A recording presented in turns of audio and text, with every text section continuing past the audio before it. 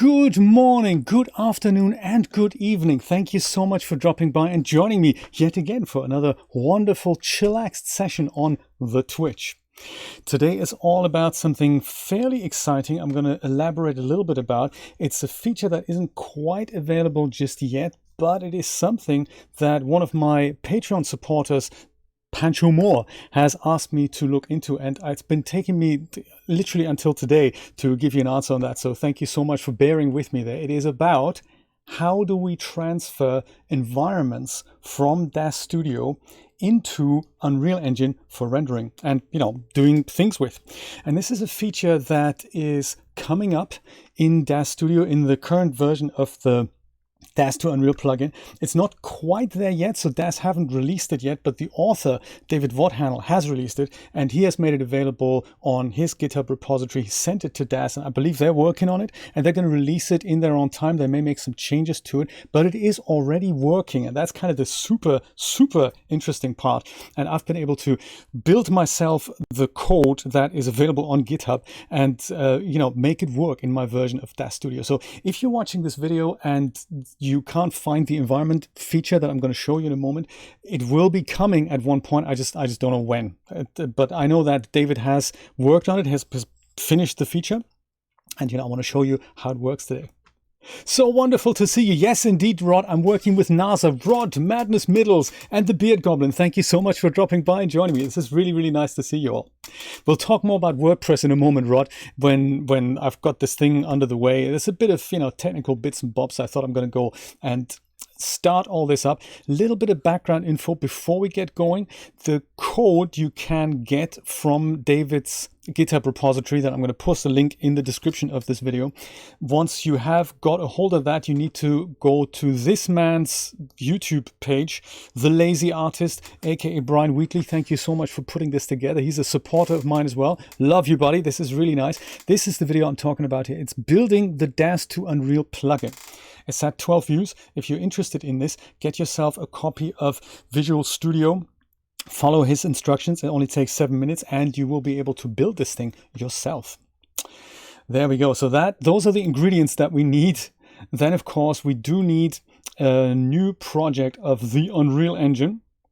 I believe David is going to release this when 4.26 comes out. If you have the marketplace version of this plugin, it'll be, I think, from what I understand it, he will release this on the Unreal Marketplace. If you have that version, as soon as 4.26 comes out, you should also have access to that feature. Or by the time DAZ release it. Let me just go and grab a new project here. I will make one and call it, I'll just make it a third-person project. And I will call it, what shall we call it? Urban Future. Urban Future. There we go. Create. I didn't put any starter content in there. Could have done it. It's more like the whole principle of it. We can always do that later. Oh, have you still not done it, Rod? Sequencer. We're going to close that. He's discovering assets, and we don't want to do plugins. And this is all what Unreal Engine does in the beginning. Let's go and open this. I'll do just do a little bit of housekeeping. I mean, it's not strictly necessary. I might actually not do any housekeeping. You can file these folders back and forth any which way you like. I think the only thing that I'm going to make here, and this is David recommends this, you start with a new level or with a completely empty level, because when DAZ gets to exporting every item in your environment, it has to grab it and put it to 0, send it over to Unreal Engine with the 0 position, and then Unreal Engine script will then put it into the correct position where it once was. But if I use a completely empty level, then there's no light in there. And I really don't, this is all, a little bit suspect to me. I don't know how to set light. So I'm just going to go copy myself the current third-person example map here. Just head over and copy that and call that Urban Future. And Urban Future, I'm going to double-click to open. And in that level, I'll essentially just remove everything except for the floor and the lights. And then we'll get started. You're a chicken, Rod. Don't worry about it. DAZ Studio can be difficult. So in this, I'm just going to go and select all this geometry. You can do it one by one, or you can do it, shift selected in the browser here. Let's go get rid of all of this and just leave the floor here. There's also post-process volume, which I don't think we need either. We can click that and that. There we go. That's all done. And now we're getting this message here that lighting needs to be rebuilt. It's not strictly necessary. We can just go select the only light source we have in this level here, this one, just called light source in the lighting folder, and just switch that from stationary to movable. And as soon as you do that, that message will go away. There's still a reflection capture that needs to be rebuilt. We don't have any reflections right now. Let's not worry about it. It's an empty level as far as I'm concerned. This is what we're looking for. Oh, also we can get rid of this guy because we don't need him anymore either. Right, that's kind of as empty as I want to make it, but still retaining the light. I'm going to save everything and then just go open DAZ Studio. And then we'll go see if we can put that environment into Unreal Engine.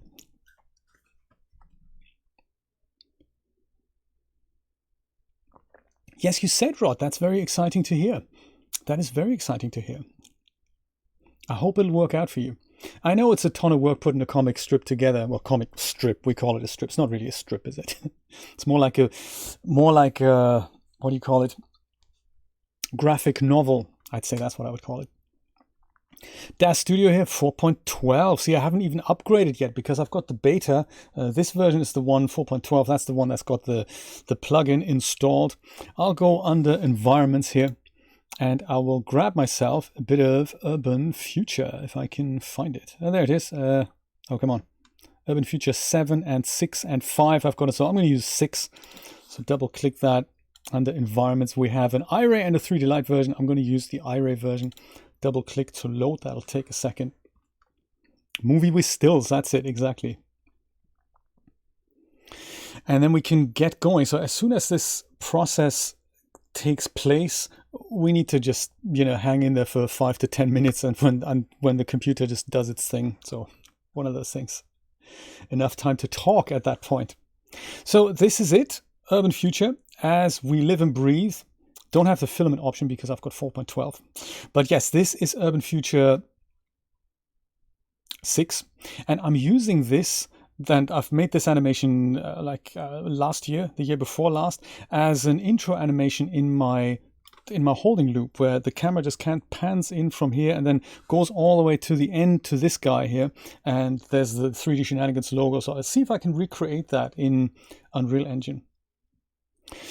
So with this in the scene, it's important before we kick off the script that we select the top level thing that we want to send into DAZ Studio. So in my case, into Unreal Engine, from DAZ Studio into Unreal Engine. So the only thing that I can see is something called UF6 Road. I don't really know how I feel about that. I'm just going to go rename that into Urban Future 6. Don't have to do that, but I'm going to do that. I'll avoid spaces here and just make sure it's selected. We don't want it unselected. We want it selected, badly orange and all that. That's what we want to do. Then we head over to File, Send to, DAZ to Unreal. And this is the new location of the plugin. I believe last time we were here on Twitch when we were bringing in a character from DAZ Studio into Unreal Engine. This was in a different location. Now it's here under File, Send to DAZ to Unreal. And when we select that, little dialog box comes up, and that has a couple of options here. Asset type, we need to switch that over to environment. And this is the thing that you may not have. If you don't see that, then you currently don't have the correct version. And you need to either go and wait until DAZ or David releases it on the Unreal Marketplace, or you need to go and build it yourself as per Brian's instructions. So I've done that. I've followed those instructions. It took me a whole day, but it was worth it because now I can go and say accept. And then this script inside DAZ Studio, this is kind of funny to watch, goes to town and literally grabs every single item in the scene and exports it as an FBX in the 0 location. So that's why things just keep moving in and out. So it'll move it into the center and it'll export it as an FBX and move it back. It goes into a temporary folder, and this is going to take a few minutes here. Yes, grab yourself some coffee, Rod. I think that's very important. Beard Goblin and Madness Middles, do you have your hot beverages steaming in your favorite cup, your favorite mug? I hope you do. I got a notification this morning, Beard Goblin, about your donation on Ko-fi. Thank you so much. I really appreciate you doing that. And thank you so much for your wonderful tips on the Polygon Western project. I have seen, by the way, the Unreal Marketplace have got an up to 70% kind of Black Friday sale on right now. And that horse anim set from Malbus Animations is currently $20 on the Unreal Marketplace. That is one that I just bought it earlier today because I'm trying to integrate horse riding into the Polygon Western project. That's going to be really exciting. Can of cherry Coke, that's my favorite. DAZ Studio, the DAZ Studio part has finished, so nothing is moving anymore. This is good.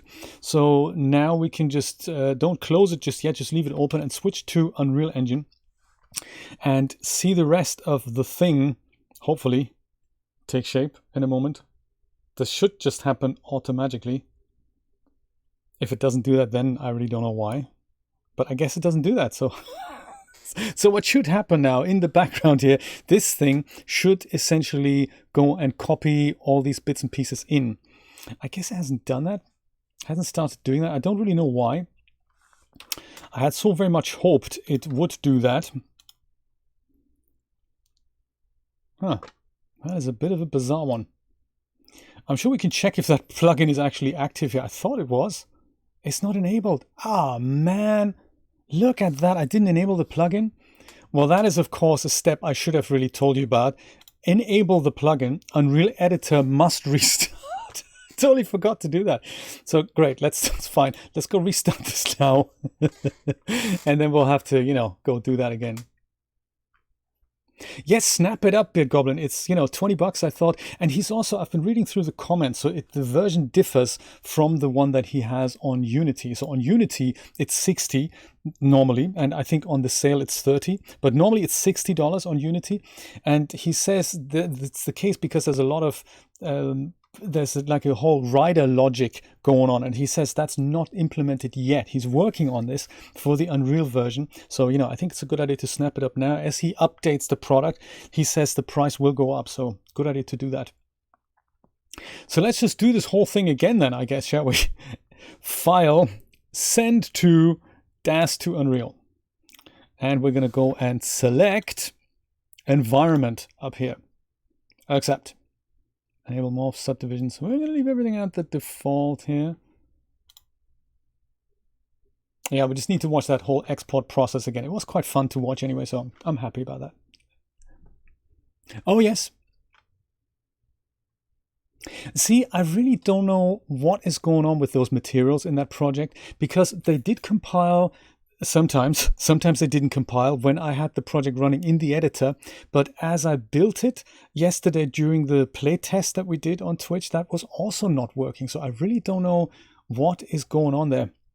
It is kind of weird, isn't it? We need to look into this. I'm sure there's an option that I can either force the shaders to compile in Unreal Engine, or there'll probably be an option also in the packaging instructions that will say, I don't know, do something to the shaders, like pre-cook the shaders or whatnot. I thought I had selected something like that. But yeah, this is something we need to look into that, because I'm kind of weirded out by that issue.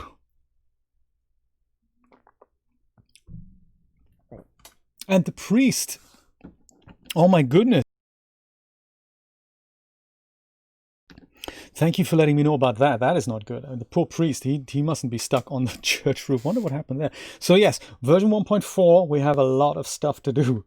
And maybe during the next week or two, we'll be able to work out how to bring horses into the project. Even if we can't make the horses rideable, maybe there's a way for us to just have them walk around, or having be by a trough and drink something, or, that's that sort of thing.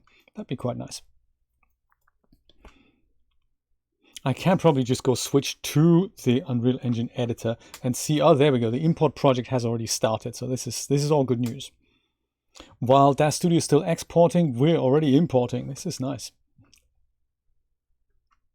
You're right, Rod. Maybe that's what it's all about for the priest. Maybe he's there on purpose. That could well be. So funny.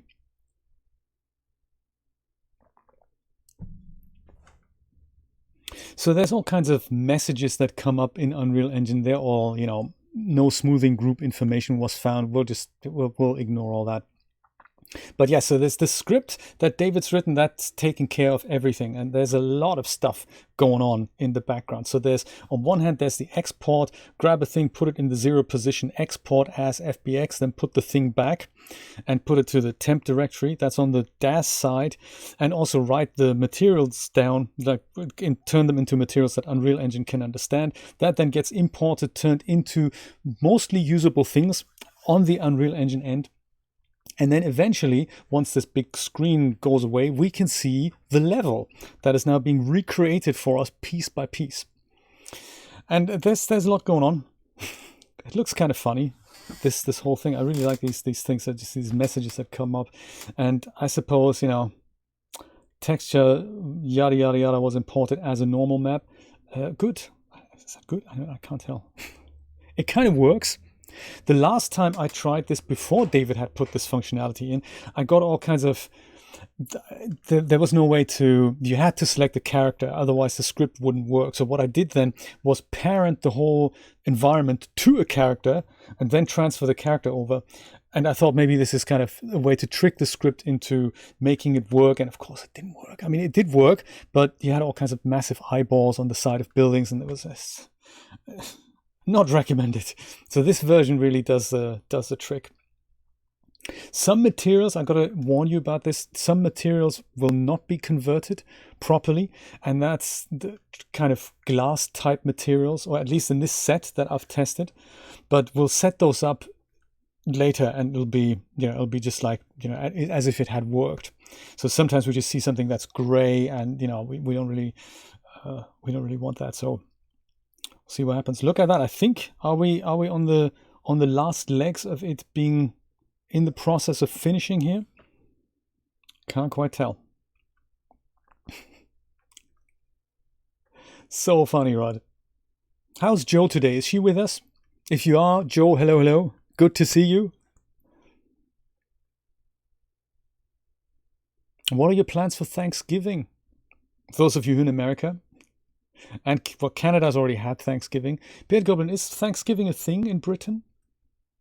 I don't remember. And Madness Middles, I don't remember where you're actually from. Sorry, my brain has got that little gap there. I don't remember where you're from. If you're stateside or if you're in Europe. I believe you were in America, but I guess I wouldn't swear to it.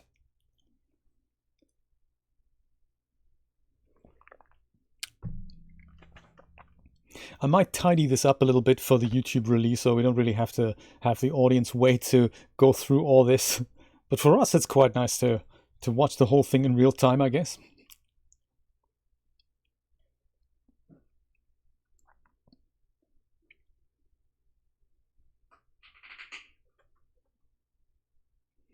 There's a lot of items in the scene.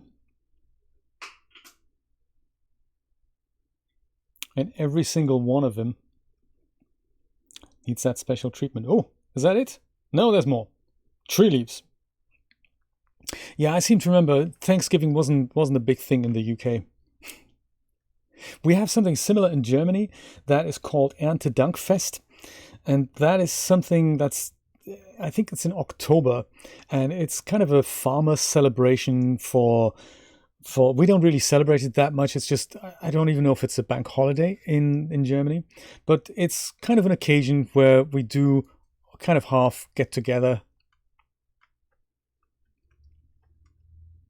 Oh, okay. Bowl of cereal.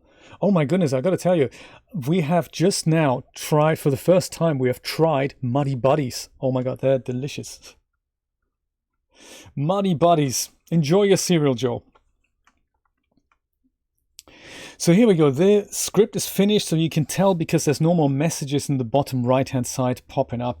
And this is just a kind of a generic message. No smoothing group information was found in this FBX scene. That's cool. We just go close this down and have a look at literally hopefully, somewhere. The level. There we go. I think I have actually forgotten to take these things away. Ah, man, did it not do that in the... Yes, it hasn't done that in the correct level, has it? Ah, that's a shame. Do you know my level that I've emptied? The empty level. I'll just go take all these things away here. That's also the walkway. We don't need that anymore either. The whole walkway and the arena geometry there. That's now more or less an empty level. I have sadly forgotten to leave the floor inside. Yeah, one of those things. It happens.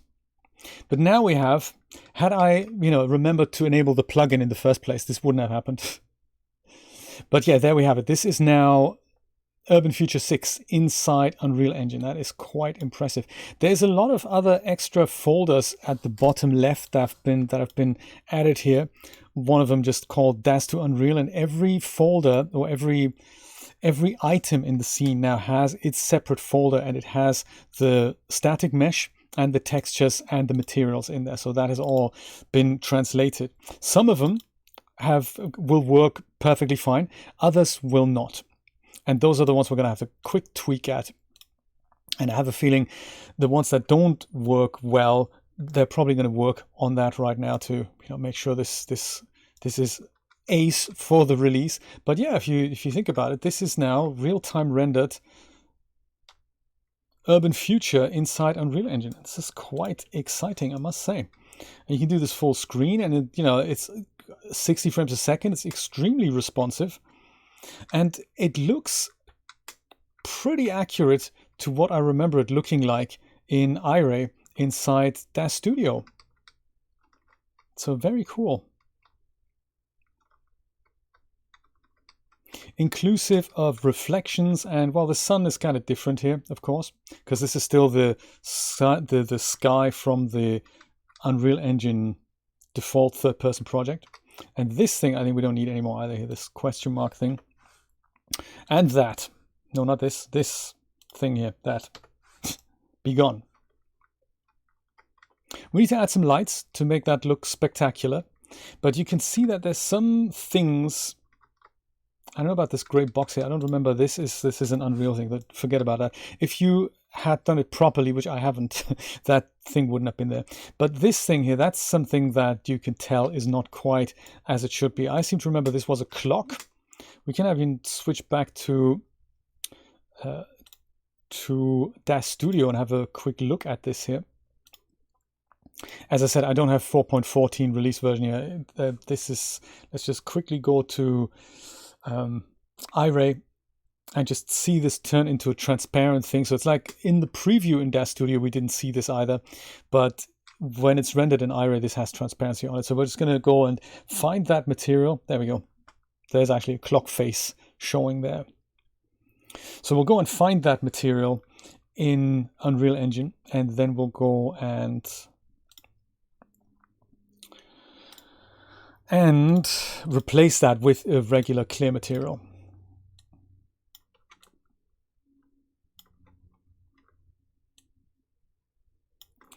Yes, I know, computer, it is all very difficult. Having Iray and Unreal Engine running at the same time, I totally hear you, man. I hear you. It's difficult. There's another thing I just wanted to quickly check. There is a hotel sign here, just opposite. I'll close this down. I'll go and just turn that into Iray because I wanted to know what that looks like in the Iray render. That also hasn't come across the neon outline, the thing that has emission on there. That isn't quite there yet.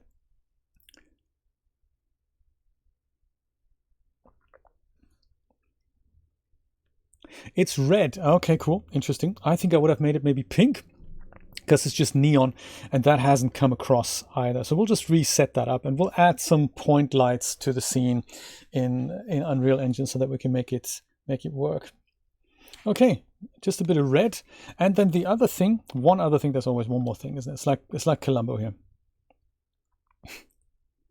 Yeah, computer is really struggling with NVIDIA Iray viewport running and Unreal Engine rendering 60 frames a second. I get it. It's difficult. It's this here, underneath the clock, there's a thing, this is a water puddle here, and it has beautiful reflections in there. And they're done in that you have the cobblestone pattern here, and that has a little ditch on the right. Oh man, I'm zoomed in, aren't I? I'm so sorry. I'm so sorry when I do that. It's just so sorry. So sorry about that. So yeah, you have the cobblestone, which is kind of flat, and then you have a little ditch, and to fill in the ditch, there's just a plane, and the plane has that reflective water pattern in here. So you can see the reflections on the water. That has also not come across in Unreal Engine. So let's make those things happen. I'll go back to texture shaded, and I might even just close this down. Yeah, I think we're kind of done with it. Maybe I'll leave it open. I'll leave it open until we run into issues. There we go. So this is the thing that in Unreal Engine that doesn't actually have anything. Look at how much more responsive this is. Very nice. Yes, and this is just gray here. That's the plane here. And I haven't got my starter content in this project, so I will bring that in right now so that we have a glass shader that can be applied there. So that's happening under add new, and then at the very top here, add feature or content pack, add starter content. You can add that immediately when you go and create the third person template. That's cool. You can just tick the box and say add starter content. I didn't do that either. One of those things. But now we have it here. And starter content that has materials, and in materials, I'm sure we have something like glass. Yeah, MT glass or M_glass. That's cool. So M_glass. We're just going to shamelessly reuse that. Let me go focus in on that. And at the bottom right here, I can see the material zones that this object is made of. And we have three. We've got the metal, and we've got the faded clock face, and we have the glass clock. And you can see this hasn't turned into materials. It's completely white. So I have a feeling that's probably something that they're going to look into. So the easiest thing to do then is just to click that and find M_glass. And that's my glass shader. If I select that, we can see the clock face. So much like, it's literally like any project that you bring from one render engine into another. You just have to do some tweaks to materials all the time. Same thing here. If I select this, that is the puddle 1. There's two actually, puddle 1 and puddle 2. I don't know where puddle 2 is, but we're going to go replace that as well. This only has one material zone, which is this one, puddle, and it's also just completely gray, so it hasn't imported anything. Glass, or actually it's M_glass, isn't it? Yes, there we go. Add that. M_glass. I'll do the same on puddle number 2. M_glass. There, wherever puddle 2 is, it's also going to look handsome now. So I suppose then the other thing I wanted to do is the hotel sign here. Hotel sign isn't emissive, and it's kind of the similar story. If I select that, I can see that this is actually made of 4 material zones. I've got the neon bulb, the hotel neon tube, the neon backplate, and the neon frame. So the neon bulb, that is probably the thing I want to change. For that, I don't think we have a neon material in our starter content. Let's have a look here. Do we have anything like light? No, we don't. I'm just looking in the materials folder here. Do we have neon? Something? No. Okay, cool. Let's go and create ourselves our own neon material. It's not actually that difficult. And I'll do that. Whoops. I'll do that in my own folder here, which is third person BP for now. I'll go and create myself a new folder in here I'm going to call materials. Probably Rod. Yes, it could well be too hot cooking oatmeal. Maybe I wonder what happens if I put my second GPU in it. I wonder what happens then. I know that iRay will use both. I don't know. I don't think Unreal Engine does. I think Unreal Engine only uses one GPU. If you have multiple. In here, I'm going to go and create myself substance. See, if you had substance, if you had a neon substance material, you can just use that with the plugin. I need to have a material, just generic basic material. I'm going to call that neon light. Oops. Auto saving out of date packages. Ooh, okay. No worries. You take your time. Excellent.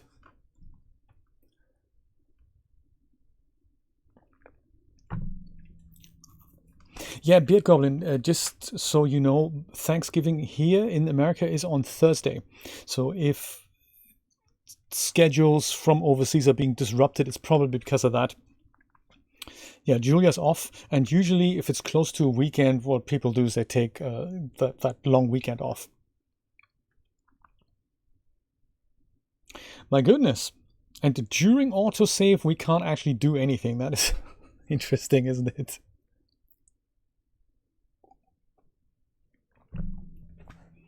Oh well. Nearly done there. 98%. Perfect.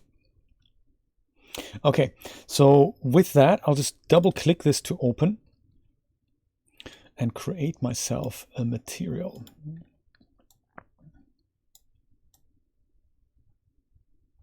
Yeah, I can imagine. Oh, Rod, you're gonna laugh at this. 2080 Ti, I think of it as one of the best cards out there, but of course it isn't anymore because technology just, you know, just whizzes by at such a fast pace that we barely recognize what's going on. I was watching a couple of weeks ago, I was watching an Unreal webinar, and the guy was showing, I don't know, 100 people walking around with AI and hundreds of effects and stuff. And somebody in the chat was saying, wow, that system performs really well. What GPU do you have? And he goes, yeah, I've got an older 2080 Ti. I should really upgrade. And I was thinking, yeah, this is like, I think 3 days after the 3090 had been released. I don't know, you know. Crazy stuff. And that's how quickly technology becomes obsolete. I think the 20 series is still a very good series. Still the 10 is still a very good series. So one of those things. If it works with what you're doing, fine. There we go. I have no intention of upgrading my 2080, my two 2080s. Okay, so I'm gonna go and hold down the 3 key and left click, and that creates me literally like a triple vector that I'll put into the emissive color. And this now makes this an emissive color. Black isn't the emissiveness I was kind of looking for. We can mimic what Stonemason had in his set. So double click this and just give it maybe a red, kind of a neon red. So maybe kind of an orangey red, something like this. And give it a second for Unreal Engine to do its thing. This, maybe a little bit darker. This could be the neon red that we're kind of looking for. I'll hit OK and plug the same thing also into the base color. And that's going to be lightly illuminated, but it's not gonna glow. It's not gonna stand out. So it almost doesn't look like a neon. I might make that a bit darker actually, and more saturated. See what that looks like. Yeah, that's kind of closer to what I want. But to really make it pop and really stand out, we can multiply this value that goes into the emissive color by a number. And that means it won't be just one, it'll be like amplified. Now Blender has that as well. You can put the color into the emissive channel and it'll be kind of, you know, lit up like an LED light, but it's not gonna be really mega bright. So you can go and add a multiply node here into the middle and pop that into that, and then you can go and promote this to a parameter, and we'll call that one not so much B but perhaps multiplier or anything really, and just give it a default value of something like 5, maybe 10. We'll see what the effect is when we do that. So this now brings this thing, really makes it glow. So maybe 10 is a bit much, but it certainly is gonna give it that glow effect. Maybe I'll use 5, and we'll see what that does. So let's apply it and also save it.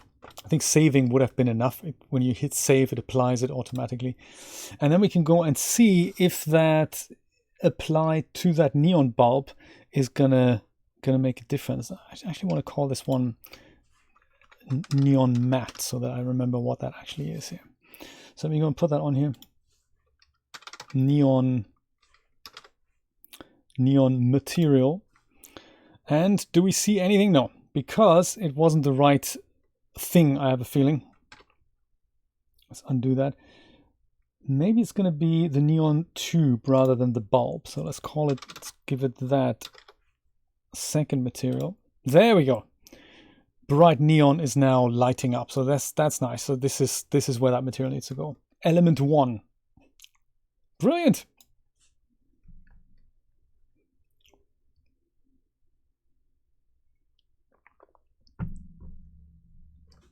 Oh yeah. Oh, you have a 1080 and a 2080 Ti. That's exciting. Yes, maybe this weekend would be a good idea to buy it. You might even be able to get a kind of a cheaper 20 series card. That might be nice, a 2070 or something. Depends on your budget, of course, because they were really good for the money. But then there's also the 30, was it the 3070? That is a real 3070 and 3080. Those are really, those look amazing for the amount of cash and for what they can do.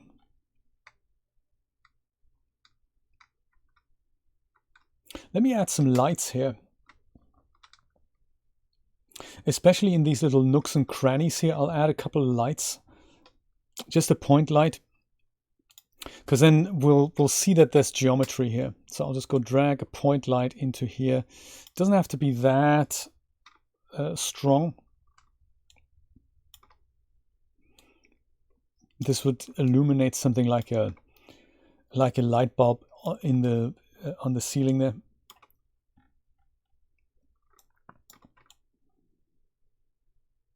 Just for a bit of separation.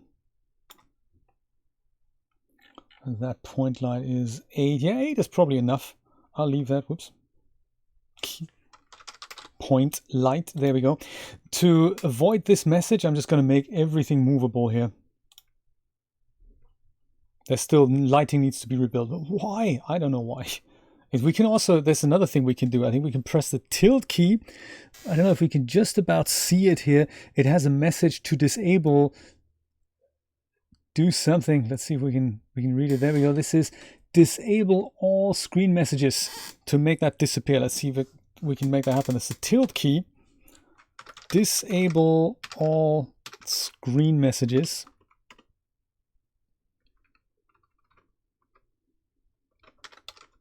Oops, no, that's not what I meant. Disable. Oh, there we go. It's actually done it. No, it hasn't. Dude, come on. Disable all screen messages. Did I spell that correctly? There we go. It's gone. Good stuff.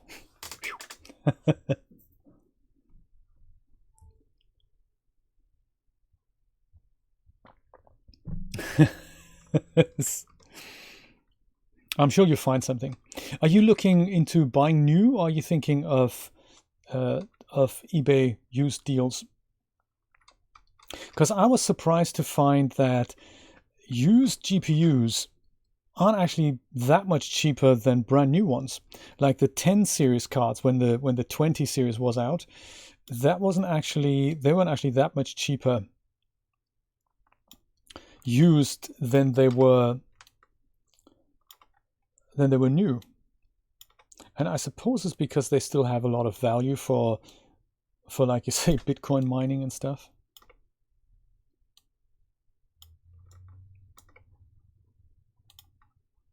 Movable. Cheerio. Brightens up this little corridor a bit. We can always adjust the the values later. I'm thinking there's another one here.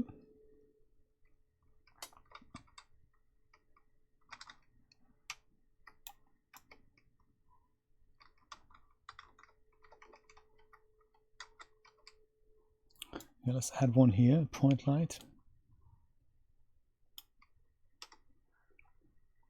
Makes it movable. This is what that looks like from the outside. Really breaks the illusion, doesn't it? I had always assumed there's a staircase behind here. What's going on?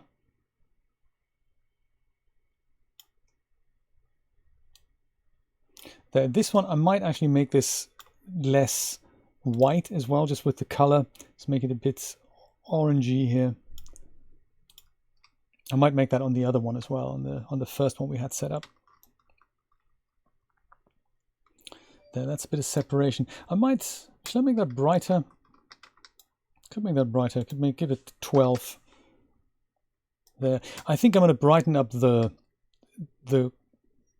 courtyard here as well. But there's another thing here that I like to use. I could just go and Alt click this and drag it out. That'll make it a duplicate. And holding down, well, I'm going to go up a little bit here.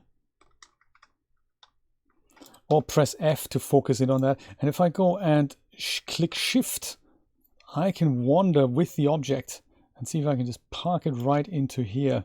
Something like that. That should potentially look quite cool. There. Bit of light in the staircase. So yeah, what I might just do in order for us to see those exciting graphics here, I might just put two more or less powerful spotlights, one in front of this or into the courtyard here, and one here, and they can just be pretty white. So I'll go and put one here. Move that. I kind of just in the middle here.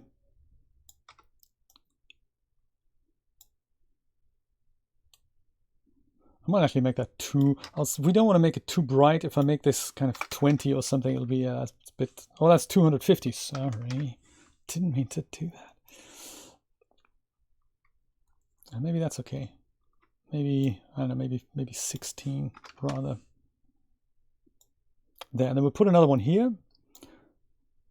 In fact, put this slightly over here. That also gives us kind of interesting patterns here that get drawn onto the walls.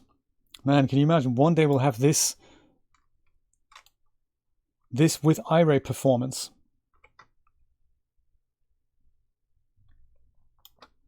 There. Oh, I'll make this movable as well. And this.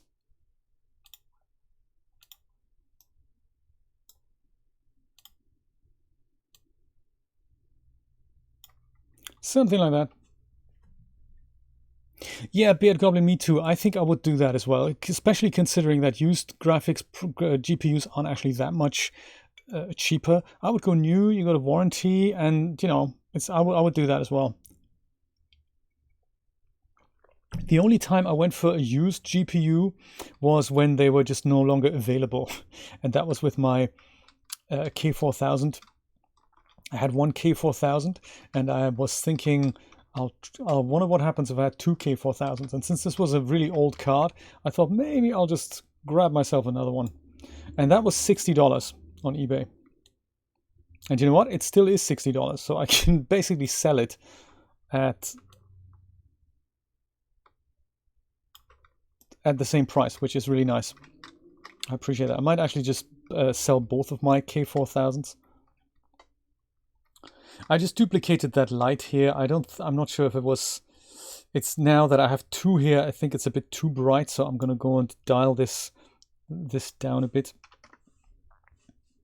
And maybe 4 even. And then select this one and also make that 4. There. I just want a little bit more even illumination down here so that we see all these nice little things. There. And that's the urban future. So in my animation, I went something like this, literally like that. Whoops, make it a bit slower. Pan down here. Oh, and this is, I can press G, I believe, to get rid of all these overlays. I'm going to go and try to recreate exactly the same animation and have Unreal Engine literally render this out in real time. This white hole here, this is kind of what it was, wasn't it?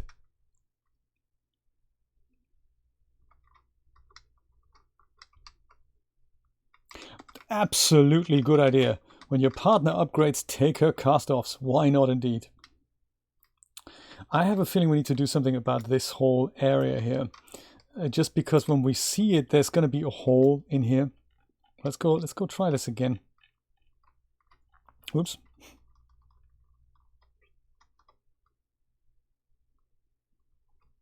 From my starting position. So I'll do this with a cinematic camera. From kind of about here. This is like over the rooftops. And then we just go down here, I believe. Somehow we're going to figure out a good vector of diving into the courtyard. And we're going to go nice and easy like so. I might even put one more light in front of her. I think in the DAZ animation I did that just because I like her face. I think I made it light up. If you ever see that, watch the camera go down and then a light appear. So I might do that. And then at the back of this, there'll be my 3D Shenanigans logo. So we'll bring that in a minute as well. That'll just be here, and then the camera goes parks here. That's it, really. So that's a really easy camera pan that we can make there. But then it'll be rendered out in kind of in real time. We can literally watch the 4K version render out if we wanted to in 60 frames a second. Crazy good. So, but this area here, I find that's a bit of an eyesore. So I'll just go deal with that quickly.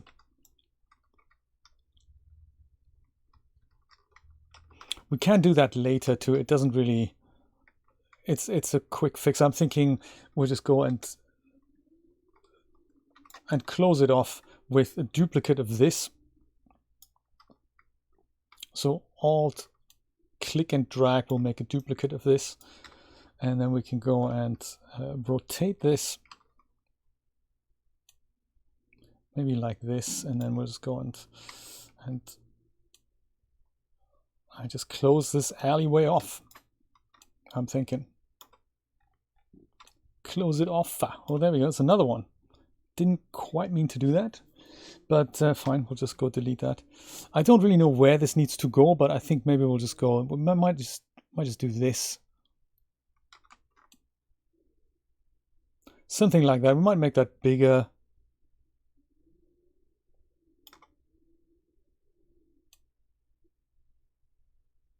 Yeah, I might just scale it out a little bit.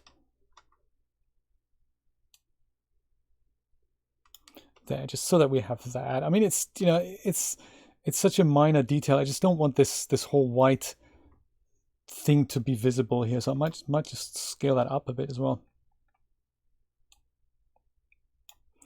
There. I don't think anyone's going to really notice, but a big white thing, that is what people are going to notice. So I'm going to go make sure that isn't there. Yeah, look, and then we're going to just go put another point light in here.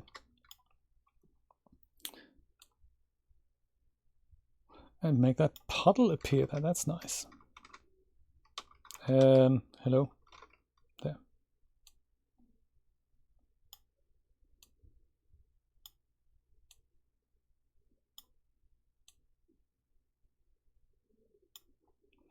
Perhaps tone that down a bit, just so that there's a bit of illumination. We could even go ahead and just clone the tree. And maybe there's a couple of trees growing in the alley. Alt, click and drag. Put this down. Or dumpsters or whatever you feel like, really. There's trash cans and stuff here. Could put that actually. Let's take this and just Alt, click and drag ourselves a couple more trash cans in here.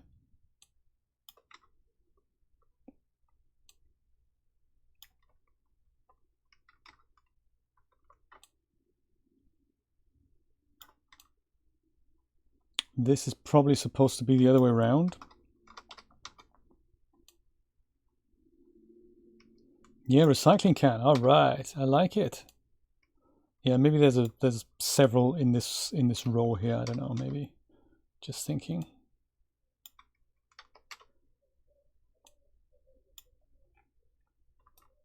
I don't think we're going to really see this, but you know, just a little bit of minor detail. Maybe I'll make one more.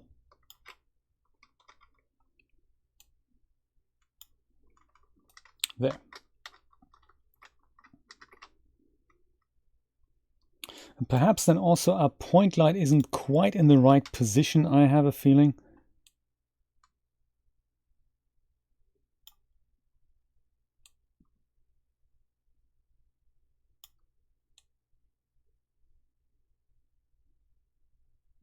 Do we need one at all? Yeah, I think we do.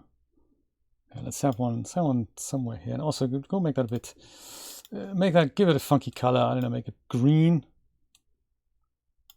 Hey, green for recycling. That's cool. There. Alrighty. Hey, Christina, how's it going? No worries. I've brought in this Urban Future set here from DAZ Studio into Unreal Engine, and I'm about to start making an animation. So essentially like a recreation of kind of what we talked about there yesterday. This animation that is in my holding loop here kind of starts somewhere here, and then we go down here, and now I'll try to recreate the same thing in DAZ Studio. And what used to take me about a week, including rendering in DAZ Studio, we'll just do in one afternoon, in less than a couple of hours. And then we go into here. Yeah, look at that. And that alley is now closed off. And that looks much better. And then we're going to bring that 3D Shenanigans logo into here. It's a little white gap here. I'm not sure if I like it. Maybe I'll go and bring this wall forward just a tad. And maybe I should have brought both walls forward. In fact, all these things that make up this wall should have done that. Oops. So that's the sign and this whole piece and that, isn't it? And just go close that gap off a little bit. I believe if there would be something behind, we wouldn't quite see that, but we do see the light coming through here. So I could just put some geometry behind it without messing with the set. Maybe I'll do that. Let's do that. Just go to the other side here. And I'll just put some kind of geometry around here.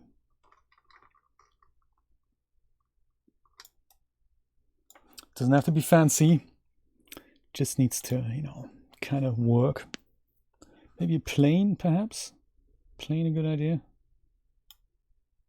It's gonna work. It's gonna work. Kind of 90 degrees this way, and then 45 that way, 40-ish that way. Scale a man up, made it a bit wider.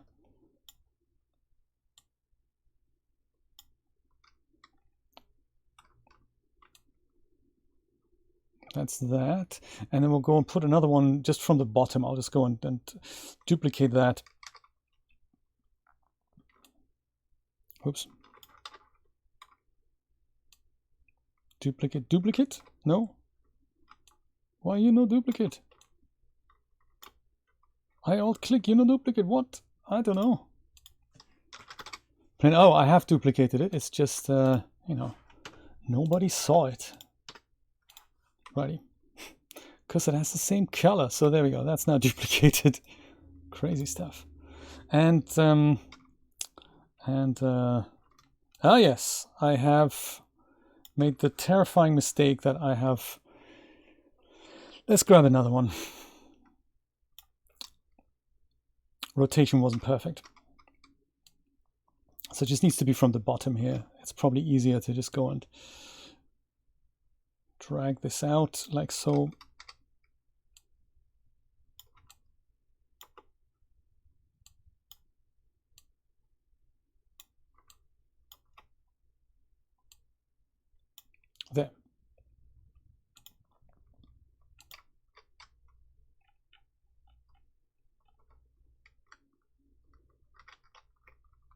Well, it's white, isn't it? Are you sure here?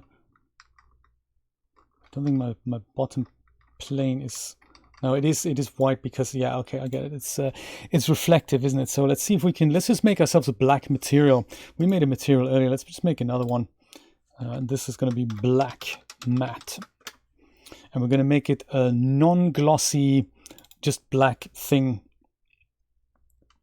And for this, we can just, yeah, let's hold 3 and click. Sorry, 3 and click.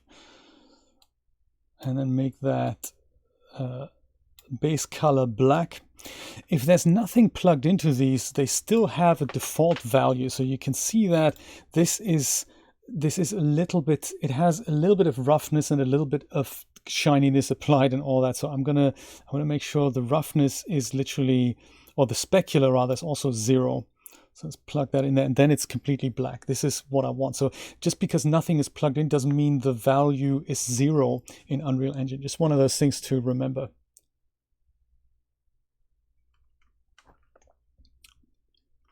I have, yes, absolutely. I have totally enjoyed your videos. Absolutely. It was so nice that you did that. And I showed Julia as well. It was just so funny. While I was streaming yesterday, Christina recorded a video in response to my how do I make shorts thing. And she recorded that while she was listening to the stream. That's very, very funny. So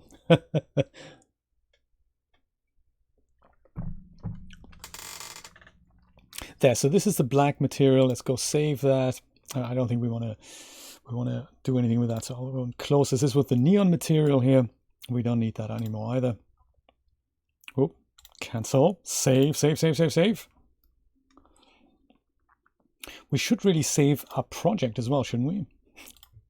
So with this selected now at the bottom right, I can just go give it that black material. Boom. So that makes this black. And we're going to make this thing black as well.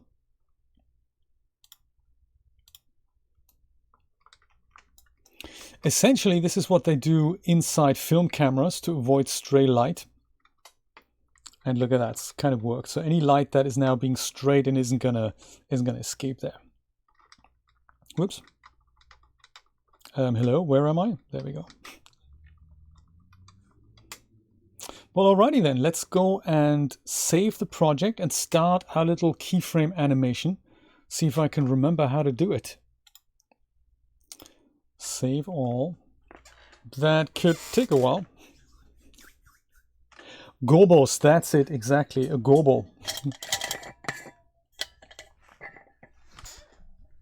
Yeah, it's kind of fun. If you recreate reality in 3D, then the tips and tricks that you've learned from the real world are also going to work in 3D. All right. And I've clipped so I was wondering how I'm going to send those over to YouTube. So I thought I can send over yesterday's entire stream, which was 3 hours long. Can you believe it? Time was just flying, doesn't it? That was just really nice. But I've decided to turn it into 3 clips. So the first one is the Unreal Engine finishing the project. And then the second one is making the shorts. And then the third one is turning the dress OBJ into the pattern thing. Very nice. So yeah, I thought I'll do that. And I've worked out a workflow as well. I compared qualities a little bit. What happens if you export something from Twitch and send it over to YouTube, or what happens when you make an edit in the YouTube editor. And it turns out that the quality is actually better if I make the edit on Twitch. So crop the live broadcast on Twitch into a clip and then send the clip over. That is better than sending over the whole thing to YouTube and then taking a clip out of that in the YouTube editor. Also takes longer for YouTube to do that. Twitch is a bit faster in doing that.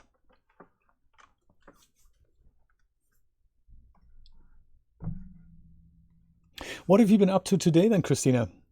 More commission work? NDA commission work?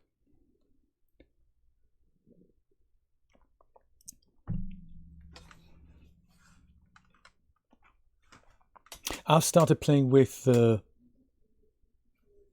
sculpting tools in Blender, inspired by a little discussion about about graphics tablets and the Star, was it the Star 6 tablet that Brian's just got? Very interesting. And it just inspired me, our talk about that inspired me to grab my Intuos tablet and check out the brush tools, sorry, the sculpting tools inside Blender. And that's something that I hadn't really explored with the new version. I remember looking at the older interface that was completely different. It's been completely redesigned, and there's so many exciting brushes. And I like that when you click on one, you actually see what it's called and what it does, and you try it out, and it kind of works. I find it a bit more intuitive than the ZBrush interface, where you press a button to bring up the whole like set of brushes, and you type in the first 3 letters to get to a brush, like the shortcut. I always find that very confusing because I thought there's so many brushes. Which one do I use for what? So I thought that was more intuitive in Blender, that's interesting to hear. There's something that's more intuitive in Blender than it is in other programs. So usually people say it the other way around. I forgot to put my logo here. Let's do that next. Do I have meshes somewhere? Third person has meshes. I'll move that into third person BP. Move here. Don't think we need the meshes in there at all. I'll just do a bit of housekeeping. That can be deleted. And then I have my meshes folder in here. And those, yeah, we don't really need those, but I'm going to go and import my 3D Shenanigans logo, which I think is still in here, isn't it? Creative Cloud Files, Blender file, 3D Shenanigans logo fly at OBJ. That should do the trick.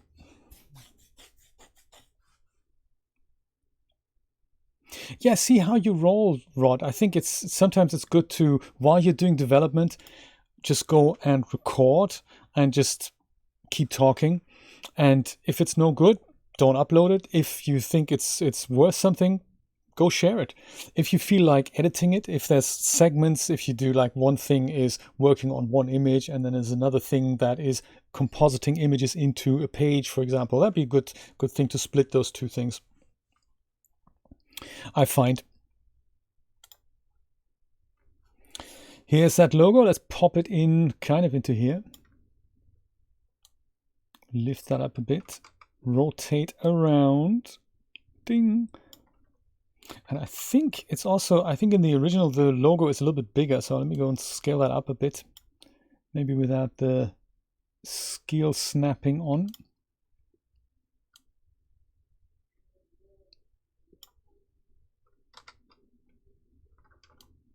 Oops. I don't really remember where exactly that is. If it intersects with a wall, or if it stands, I think it kind of stands something like this here, I think.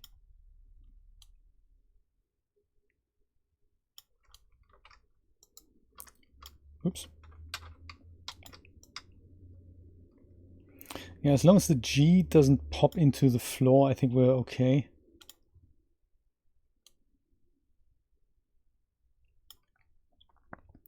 And then we're going to have to go and create ourselves some materials for that as well.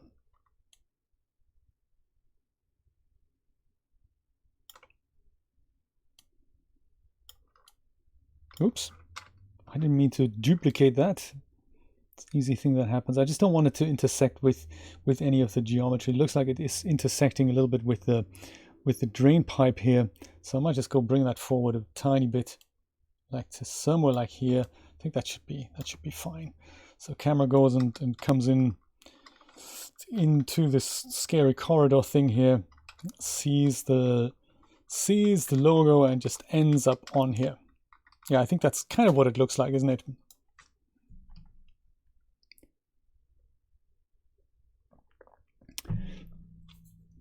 So materials, while we're at it, do I have anything that I can just copy and paste now? I'm just going to go and I'll just go and recreate the materials just from my memory. How about that? We can just duplicate that, I think. Let's just duplicate that. Call it blue matte.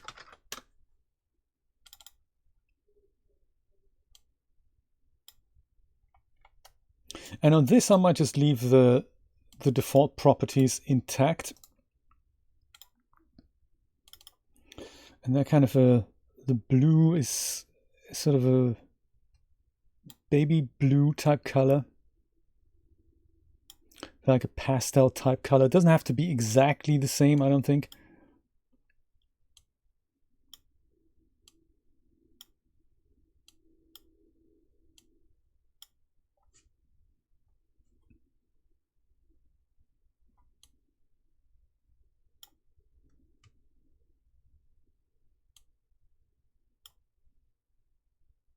I did make a note at one point what the colors actually are, but I've long forgotten about it.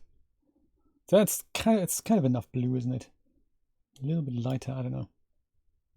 Whoops! I don't know what's going on with the stream, but I just got a really weird wonky picture there. I hope it's still okay. Hope you can still see me.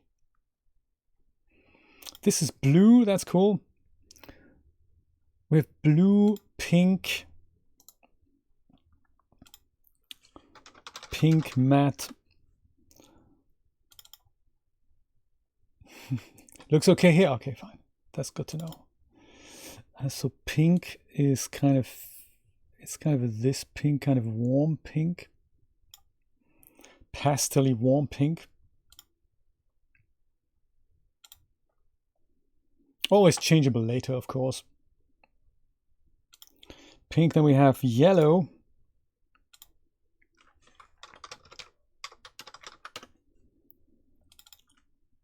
Yellow matte, and this is kind of a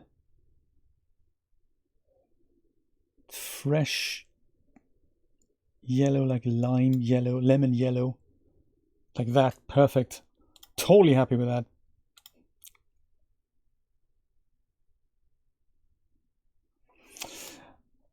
And then we have a green, I believe. So let's go duplicate that one more and say green matte.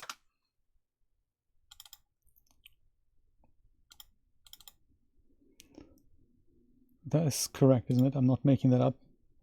Perfect, yeah.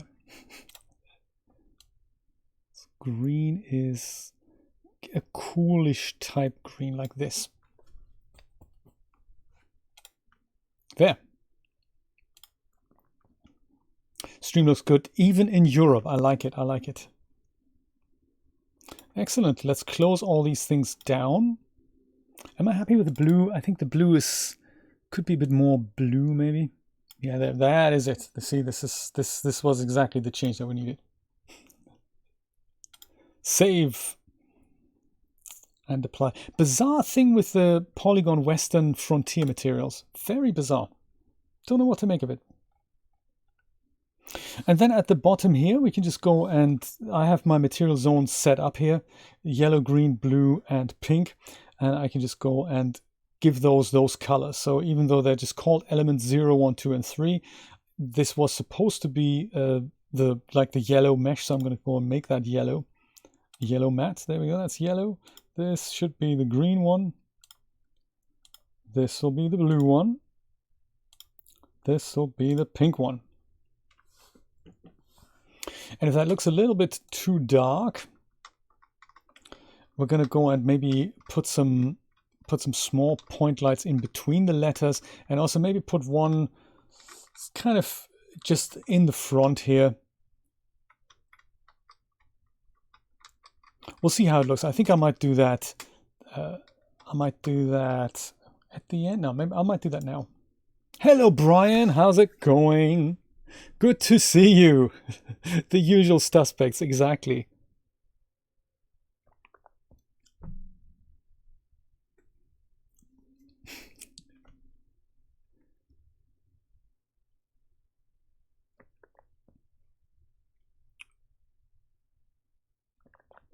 It was in the original version, I believe it was, I think it was the default DAZ IBL and several point lights. So this is more or less exactly, I remember setting it up and I just spruced it up. I think it was one, no, it wasn't actually Brian, it was Sun and Sky. I didn't use an IBL after all, it was Sun and Sky That's the value I set.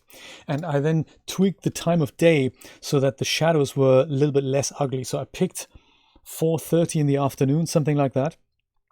And that made or was it kind of noon?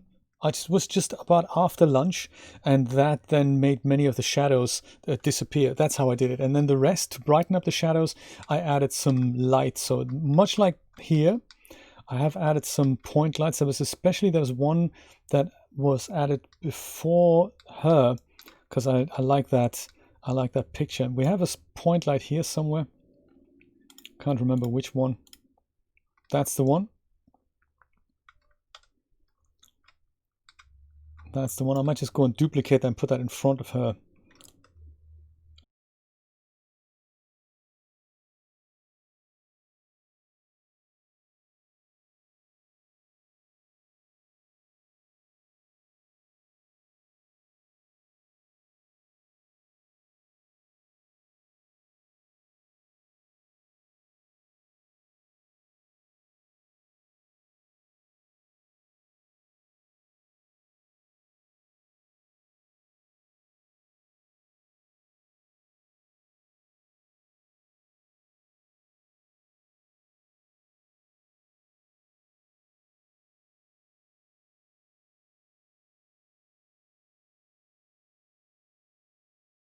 What happened there? Oh, there we go. I think I'm back now. There was I had this guy that was kind of losing his head type thing, and now we're back. Let me know if you're also... He returns to us! All right. I don't know what that was. I heard some interesting Windows noises. Also quite interesting, I totally forgot to cue the music today, didn't I? Ha! One of those things. Now that I'm remembering, I totally forgot to cue the music for us today. Have I? Is it actually set up properly? No, it's not, is it? Yeah, let me go do that. While the packets are settling down, Jesus, what's going on? There. I thought something was missing. He's back! All right. So all I did, just in case you missed that, I just took the point light that we had here that illuminates the courtyard and duplicated it over here, made the intensity a bit lower. So now we just emphasize her face a little bit more here. Because I like this type of graffiti style here. That is literally all I did. And now we can get on with putting that animation together.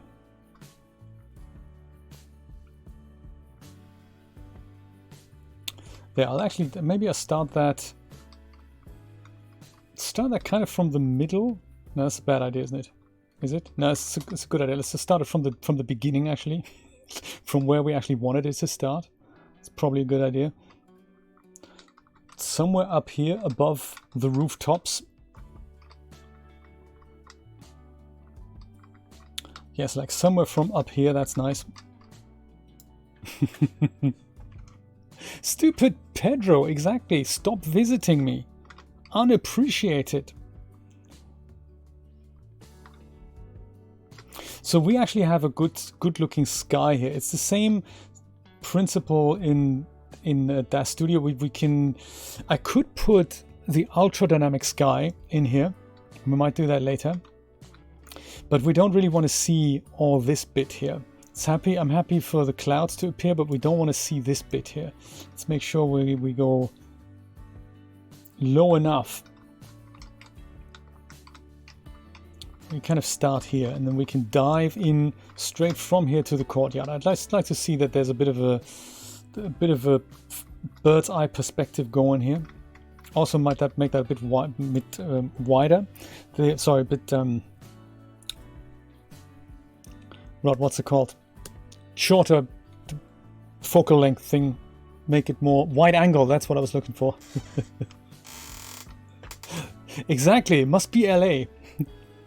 So this is a little bit of a tricky bit here. Let me see. Let me go save everything and remember how I do that. So there's two things to the puzzle to kick off a keyframe animation in Unreal Engine. One is that we need an animation slider down here.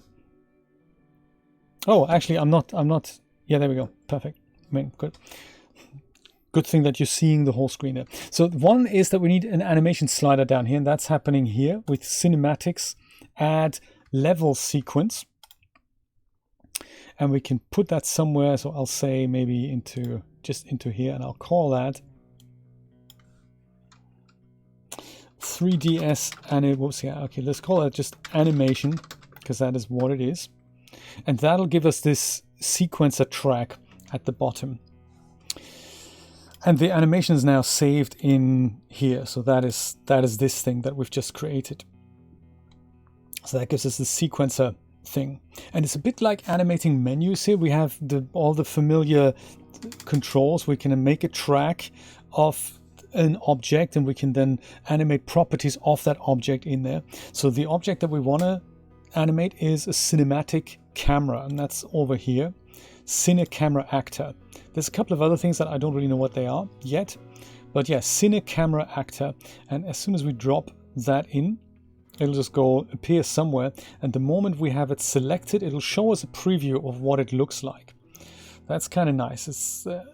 It appears to be pointing in a direction that I don't really want it to point in right now. We're going to go and bring that closer to my current position. I haven't found a way to literally copy my perspective view, if you will. I don't know how to do that yet.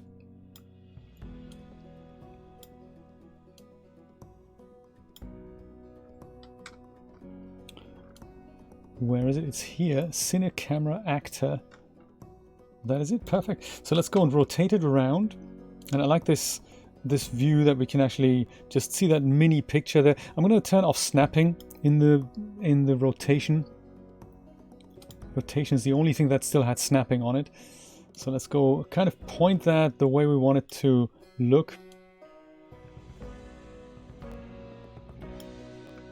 Maybe put that down a little bit as well.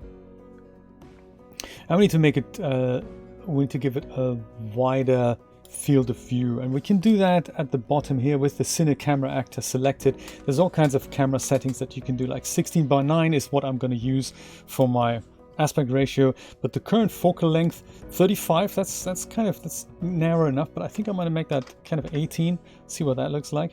It might be a bit too narrow or too wide angle, but we'll see. We'll see. Also, have I put on my local? No, these are the global transforms, so I need to go and use the local transforms. That's important. Here they are. Now I can go and mess around with the camera.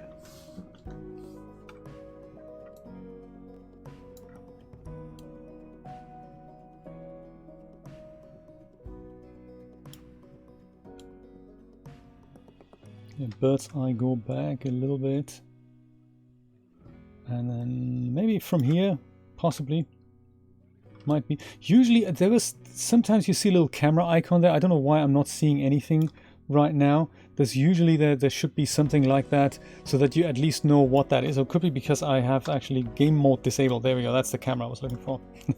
Now I see all these extra objects here, and now I know which direction it's pointing at. 24? Rod, you're the man. Let's do that. 24 it is.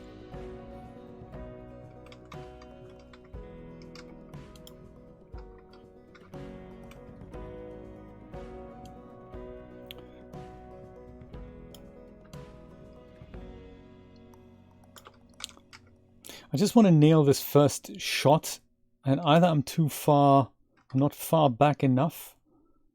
Like, you know, I was actually far back enough. I think I'm going to go with 18, Rod. I think 18 was kind of what I was... I think maybe 18.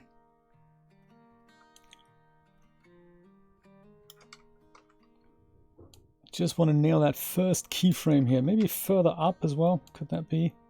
Further up. And then rotate down somewhat, like so. That could work. Also, how long do I want that animation to be? Let's just have a quick think about this. So if we're currently thinking in 30 frames a second, I suppose I can just go and turn that into 60 frames a second right from the bat. I think I like the idea, 60 frames a second. Or shall we think in 30? We can export it at 60 later, that's cool. So let's just think in 30 for now. We can always export it faster later.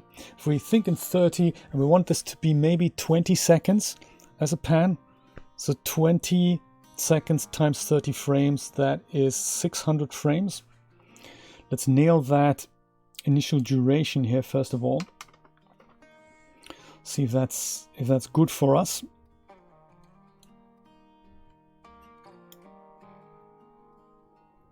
And this thing, just make that wider, bring it to 600 to the very end, just so that we can set keyframes approximately.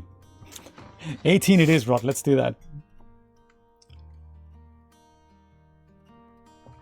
Oh, okay, your eyes are falling shut. No worries, Beard Goblin. Thanks for joining anyway. And you know, you can always catch up and watch the pre-record. I might condense this down as a YouTube episode, so that we can, you know, that's more enjoyable viewing experience for people, especially nailing that thing about getting bits and pieces into from DAZ Studio into Unreal Engine.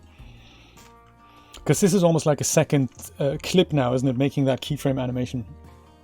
Thank you so much for dropping by. Have a good night, my friend. Take care.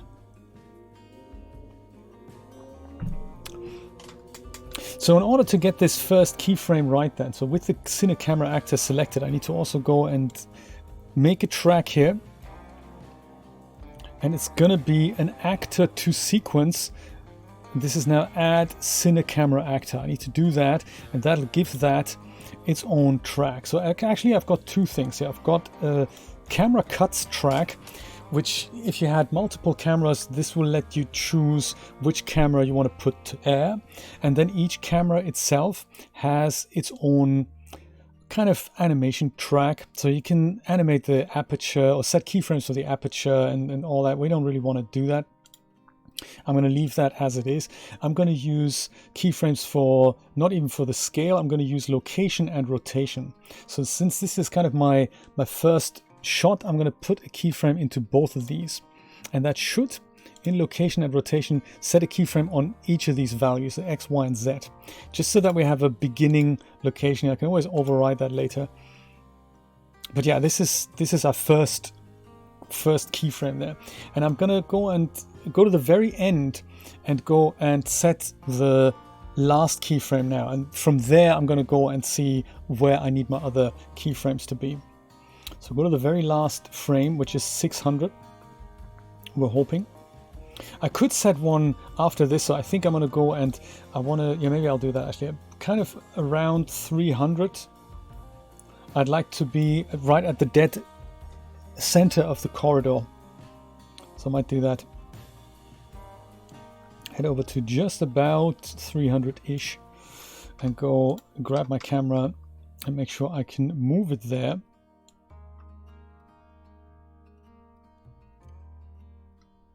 Somewhere here, and I also want to do something about the rotation, of course.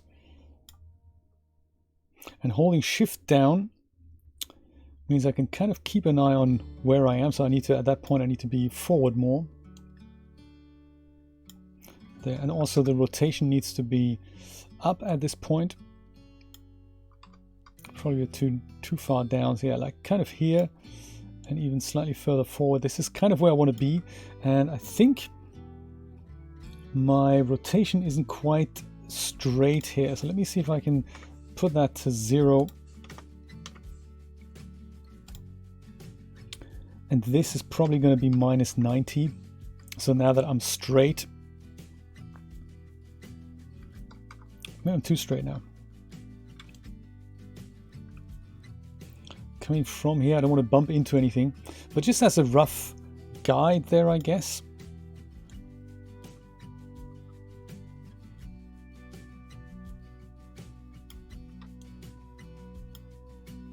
Yeah, maybe this is a nice way to say, here's another, just one keyframe in the middle here. All right, rotation, what's going on?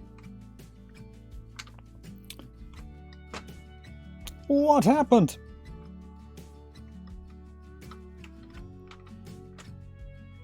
Do we have redo? Redo, add keys at current time. Yeah, absolutely.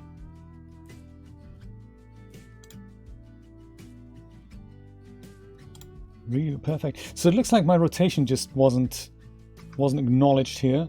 Very disappointed in that camera. Because I say, oh yeah, because I was using those values instead of these values. I should have done that. So 0 and 0, and this is minus 90. Then those should now be locked in, correct? Yeah, perfect. Alrighty. Now we'll go to the very end, and line up that keyframe, and then we've got the like 3 literally keyframes. That's kind of cool.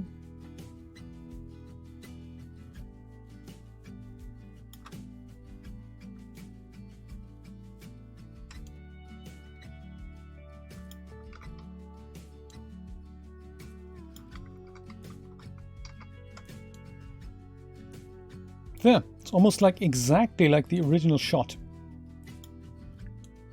You can always fine-tune that later. But yeah, with that, I'll go and say location and rotation. Snap it into place. Oh no! What happened here? Again! Did I make that mistake again? Yeah, I did, didn't I? That is kind of terrible. I don't really know why that keeps happening. Don't think I have the hang of making animations with that. Yeah, the location hasn't been acknowledged, which is uncool.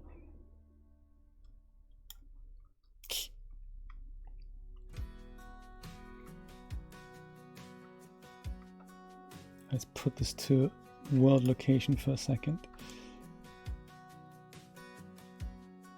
Oh yeah, see, this is the mistake I'm making, I guess. I should have done this whoops, with those values here, I suppose.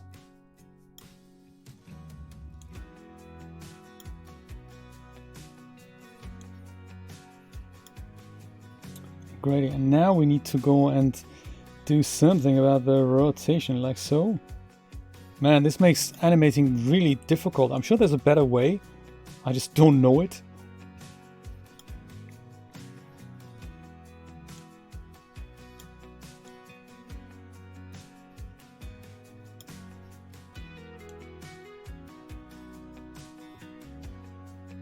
Let's try that, shall we? Indeed, Christina, it is. And Nick, welcome, welcome, welcome, welcome. Didn't see you there. I was so engrossed in doing this animation thing here. Let's see if we can set keyframes for location and rotation.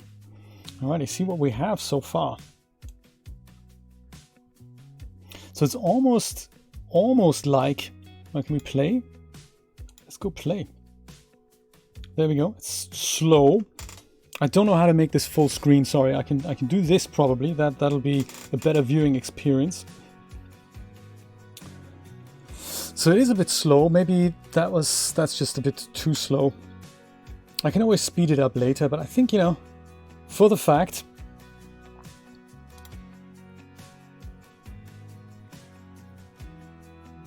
Yeah, making it faster isn't the problem. That obviously we need an extra keyframe to shift the camera over there.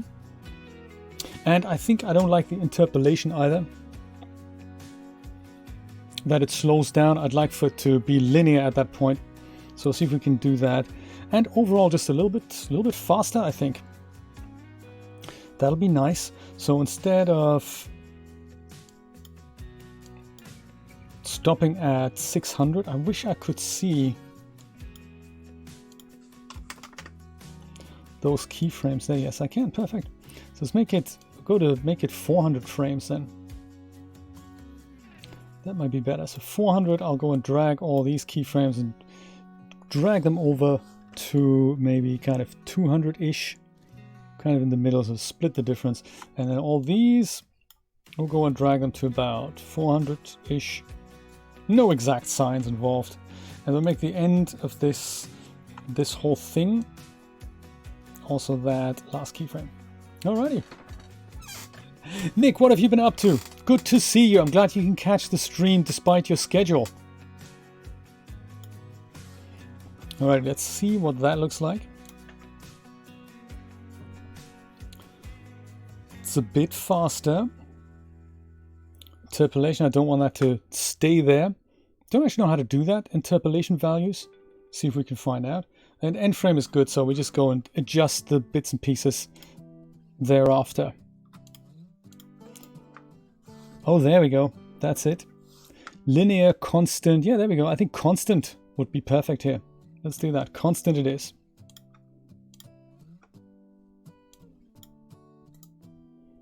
Constant. Is that going to be good? And is space? Yeah, space also plays. That's nice. You speed up. That's good. And we don't really see. And now we do constant. What are you doing? Constant is not what we wanted. Okay, forget constant. What else we got here? Linear. I think that sounds like what we want, maybe. Linear it is. Perfect. Futz your way through Unreal Engine with the Cowboy Coda.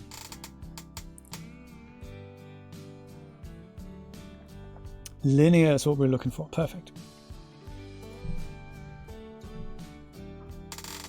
I don't, Christina. No, okay. I was actually going to ask on the thread earlier, what are the new features in 2.91? No, I've only got 2.0.2. I think, like Brian. I think I upgraded that as well. There, so that's good. So linear it is. Perfect. I wonder if there's a default interpolation we can set here. I wonder if this is it. Show the animation keys in a curve editor. Nice.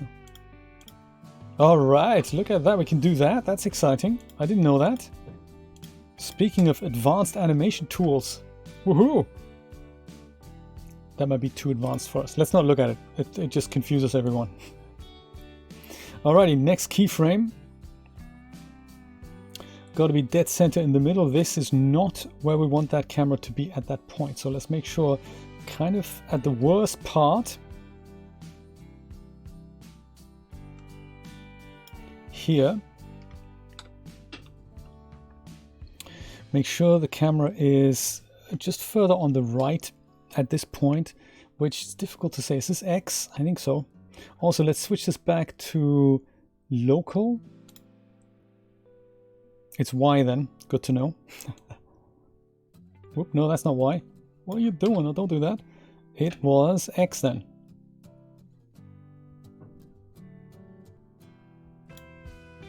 So if we don't do anything else, is that kind of where we want to be here with that? Almost. Slightly further over.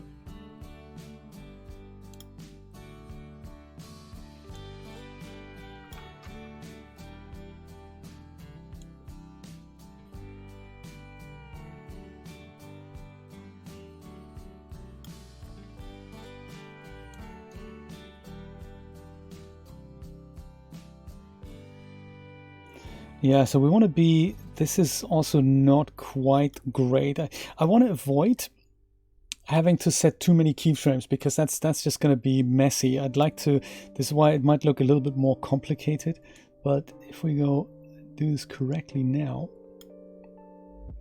it'll look rather nice later. So the rule of thumb with any animation is do as few keyframes as you can and just think about the implications that your keyframes have. So this is kind of perfect. All I'm going to change now is I'll roll the camera down just a little bit on this keyframe as well. I'll just use this keyframe. And now that we had the bird's eye perspective, I'm just going to point it down a little bit. And that is, I just have to kind of guess here. Is it this? Yes, it is. That's perfect. Just so that we look ahead where we're going. Auto keyframe is on. That's perfect. So we go like this. We do that. And then we're here, and then we're almost there. So this is literally just about here. I might just go and add a little rotational twist here. Or I might just go and use the last keyframe. Let me do that actually. Last keyframe to move that camera already slightly further over and angle it to the other direction here. Is this it? Yes, it is. Let's go pop it over here. And then just go rotate it kind of here-ish. And then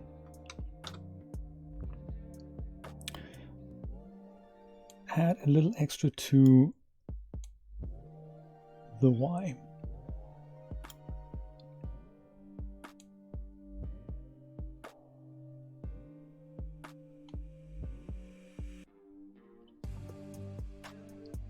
Great, now I can do a little bit of fine tuning if I wanted. I can add one keyframe here. I'm so sorry, it's so small. I just don't know how to make it full screen.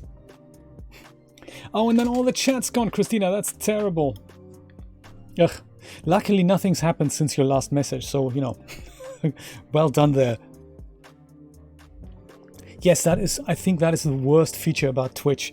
You can't refresh your screen and all the chat's gone. Every other platform can make it happen that isn't the case. I don't know why they want to do it that way. It's also really bad because sometimes people leave you messages when you're offline and they just want to say something that I could then read when I'm online next, you know, or when I'm looking at my channel next, like we had on Mixer. DLive has the same thing. YouTube kind of works similarly. I wish YouTube had something that leaves the chat up all the time. You can, on YouTube, it kind of closes the chat at one point. If there is an upcoming live event, it does it. But if you don't have that, it's a bit of a shame that you can't just, look at previous messages. So it's a bit of a shame. So I'm thinking, when I'm here, just about approaching that, I'd like for the camera to look left and then perhaps look right and then go into the tunnel. So just here, I'll add an additional keyframe. And the motion is fine. I'm not going to change the location at all. I'm going to use the rotation now. And it's probably this one. No, it isn't. Let's go make that undo. That's probably, is it roll then? No, it's not roll. It's yaw. Okay, great. And also not a lot. It's kind of like this. That's nice.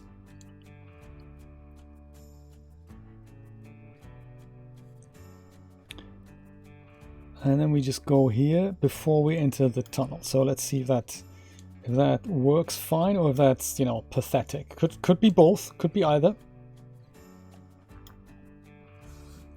Let's see here. We go in. The first one might be a little bit. No, actually, it's kind of, no, it's not. It's the second one's kind of okay, but the first one I don't like it. The first one I'm not a big fan of. I'll just bring that closer to the thing in the middle. Might do that, and just remove the one that is there already. I'll see if that what that does.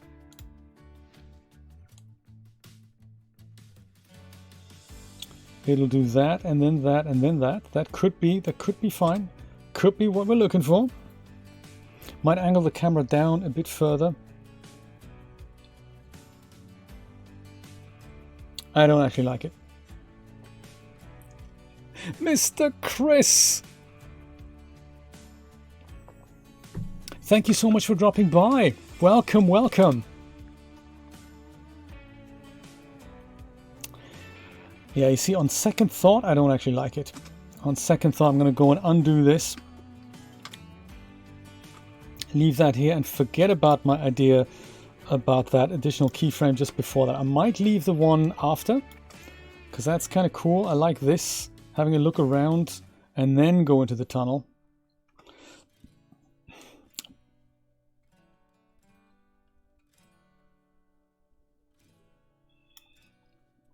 On third thought, I don't like it either. I'm thinking we're good here. This, we go in here, we do that. It's fine. I think we're going to be okay. That's basically the camera animation done. All I need to do now, all I want to do now, is add a bit of illumination here so that my logo pops a little bit better. I could even add the same colors to the emission shader so that the logo glows a little bit. I might try that. But that's us essentially done here. That's quite nice. Yes, Chris, and if you're streaming, when are you streaming?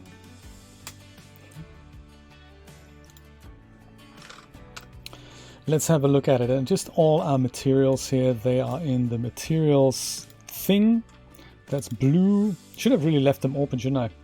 I might try just put that into the emission path here. Without a multiplier this time. We don't want them to be neon like the sign we've amended earlier. See what this looks like. Yeah, that looks kind of nice. Yeah, I think if they were to glow themselves, even at half this intensity, that might be nice. Let's do that. Let's add a multiplier into this. Multiply.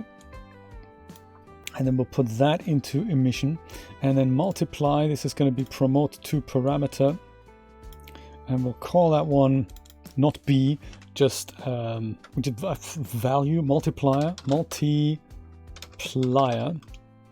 that how you spell that? Is it multiplier? Like Markiplier. Default value is 0.5, so we're halving that. See what that looks like. Yeah, see, this is nice. This is exactly what I was thinking. That plus some point lights in the middle is going to be all right. Let's do the same for all the other materials: green, pink, and yellow.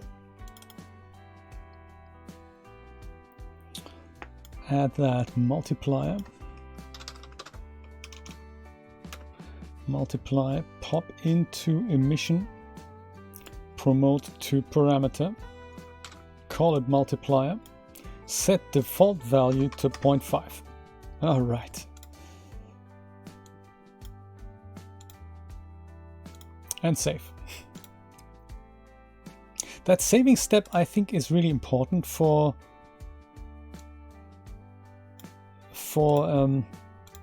Unreal Engine. I wonder if I can just go copy that, paste that into here. Can I? Yes. That is exciting, and it's just called multiply at that point. That's cool. That goes into emissive. That goes promote to parameter, and this has not done that, has it? It's now called B. I'd have to rename that every time. So maybe I'll just go try copying both of these. Is that possible? That would be seriously rad. It is possible. Look at that. That goes into here. That goes into here. And the value is also 0.5 already. That is seriously cool. Nice.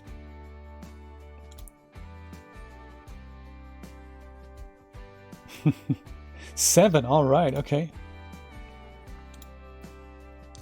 I might not be on until then. But you never know. Yesterday we streamed 3 hours together, and it was just, I had so much fun, Christina, with all this with the whole clothing. See what we can make today. Maybe have a look at buttons and zippers. Or see if I can remember how to make shorts. Maybe we can do the same thing today that we did yesterday. See how that works out. So let me go and add just a little illumination here. So there's a bit of illumination in the staircase here already. There's a point light in here, but I think these little gaps in between, they could do with, or just maybe just one point light in front of it. It does look nice to have them kind of interspersed here with less intensity, mind you.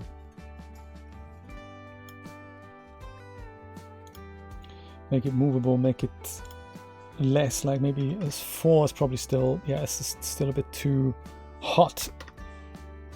2 isn't as nice as I'm thinking. Kind of could be getting there. Maybe it's still too hot. Maybe 1. And then just have several. So if I go and Alt-click, put that over here. Alt-click, put that over here. In fact, Alt-click all 3 of these.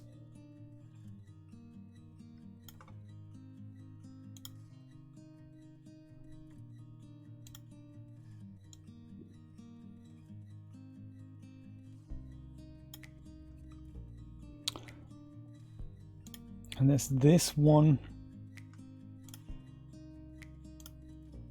That one, I might just put that down into the 3 here. Yeah, they may all be a bit too hot now, but it's, you know. I'll put that in the D. Yeah, they may all be a little bit too bright, so I'll see if I can go tone them down a little bit. So how many did we have there? This is still one here, that's not one of them. So all these, let's make them half as bright, even quarter as bright, like 0.2 maybe. Yeah, just, you know, that there's something more interesting going on here. 0.3 perhaps. Something like that. Oh, really? Oh, that's interesting. Yes, they do have that air of kind of a beachfront thing. You're right. Yes. 10 minutes. Oh, I like it. Let's do it. Let's do it. See if I can make that happen. 10 shorts in 10 minutes. That would be a good little test. I'll speed model this shorts and the shirt. I can make the t-shirt as well. That'd be good. Let's do it. So Chris streams in an hour. I like it. Let's see if we can make it happen. And I think before we leave this area alone, I like a little bit more light in front of it. Do I? Do I though?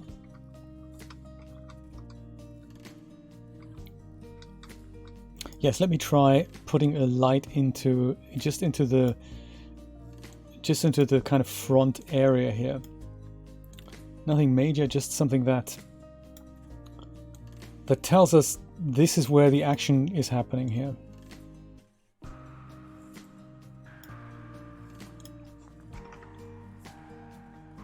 Perfect, we've done it. Let's see if we can find a cine camera actor, and then I'll just render this out. See what it looks like. And this is already nice. I think I'm gonna go increase the light in the tunnel a tad. That's something I can barely see, but I like the effect the logo has, and because there's a light now, it literally just draws you in to here. This is nice. Let's do that. One quick change.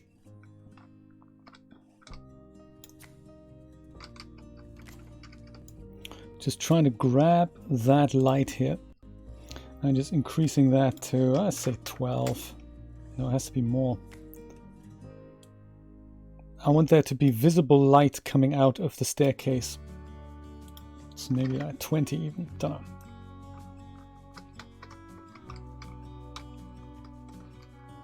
Yeah, that's better. I can see that there's something going on here. That's nice.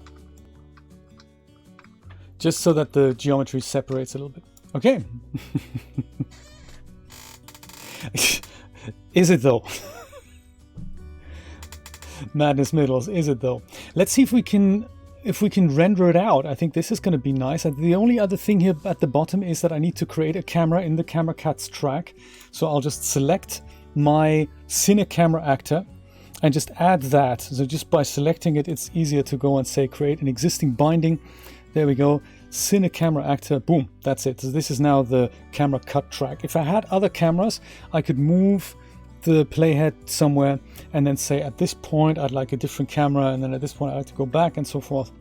And I think if I go and save everything, save not all levels, save all. Let's go and click that little clapperboard icon and render this thing out. And it's literally, we will be able to wait for this. This is as incredible as that. Clapperboard icon. I'll render it as an AVI, 30 frames a second in 1280 by 720. Could do that. And it could just go into this folder here. That's perfect. Do that, or should we do? Let's just go 1920 by 1080. Let's do that. And AVI is fine for now, no audio. Frame rate is 30, it's cool. Let's do this. Boom. And I don't know why this is happening now, but this is essentially now every frame being rendered here. I don't know why I'm not getting a full screen preview, but you know, this is what it does. So, you know, one of those things. I will let this thing render out and let you watch it while I quickly go to the bathroom, and I will be right back. Don't go anywhere.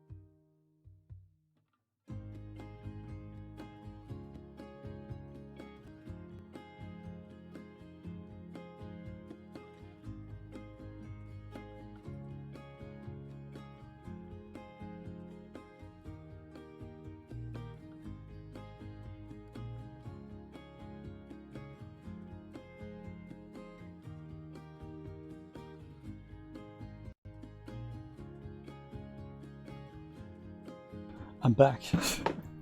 Which is nice. Look at that. Perfect. Julia said this would have been a perfect time for a commercial break. I should have just rolled one, because on Twitch you're actually responsible. If you want, you can roll your own ad breaks, and if you do that, it means that you then have ad-free viewing for longer. So the longer the ad break is that you run, the longer ad-free viewing you have if you're not a subscriber. It's kind of a nice feature. I always forget to use it. I have to put it on a little, thing. Yes, Christina, it is so super exciting. I can leave this open. That's cool. I'm just going to go browse to the location of the thing, which it said was in the folder where the project was by default. So ours was called Urban Future something. Urban Future here. And then in saved. So content, this is where it stores all the content.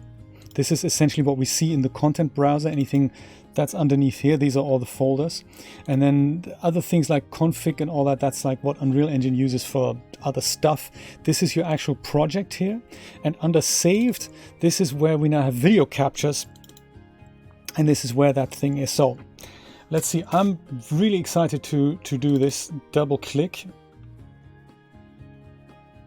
If it's not 100% smooth, it's because Unreal Engine is doing other stuff in the background. Oh, that linear thing, that wasn't good.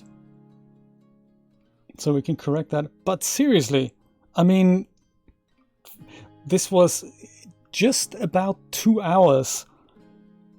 And yeah, that wasn't a good, that linear thing. We need to replace one of the, I think it's the rotation that's not supposed to be linear. I think the pan is supposed to be linear, but that isn't supposed to be linear. That needs to be tweaked again to interpolation thing. Because yeah, absolutely, it's not as good as iRay. Absolutely, totally agree.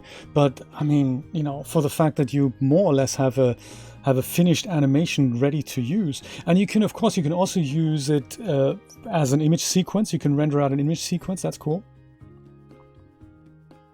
Yeah, let's just correct this one little flaw, and then I'm kind of happy. You could animate the lights. You could add that to the animation. I'm not sure if I like the whole seeing the fog in the beginning, so maybe the first keyframe I might just point the camera down a little bit further so that we see more of where we're going rather than the background. See this one here, maybe just point it down further. And you can do that in 4K as well. It's crazy good. Yes, Chris, have a good dinner. Enjoy. Let's just make those 2 quick amendments. And then we'll open this one up again. I think we're done with the materials. I think I'm good with that. Let's go close them down. And take a look at keyframe in the middle here. That was this. All the triangular ones. They are supposed to be for the, whoops. For the location, we're going to leave them, but all the rotational ones, I'll just go and say, make them, I don't know, make them normal. Can I just untick one? Cubic auto break user constant, cubic maybe? Is that good? I can't tell.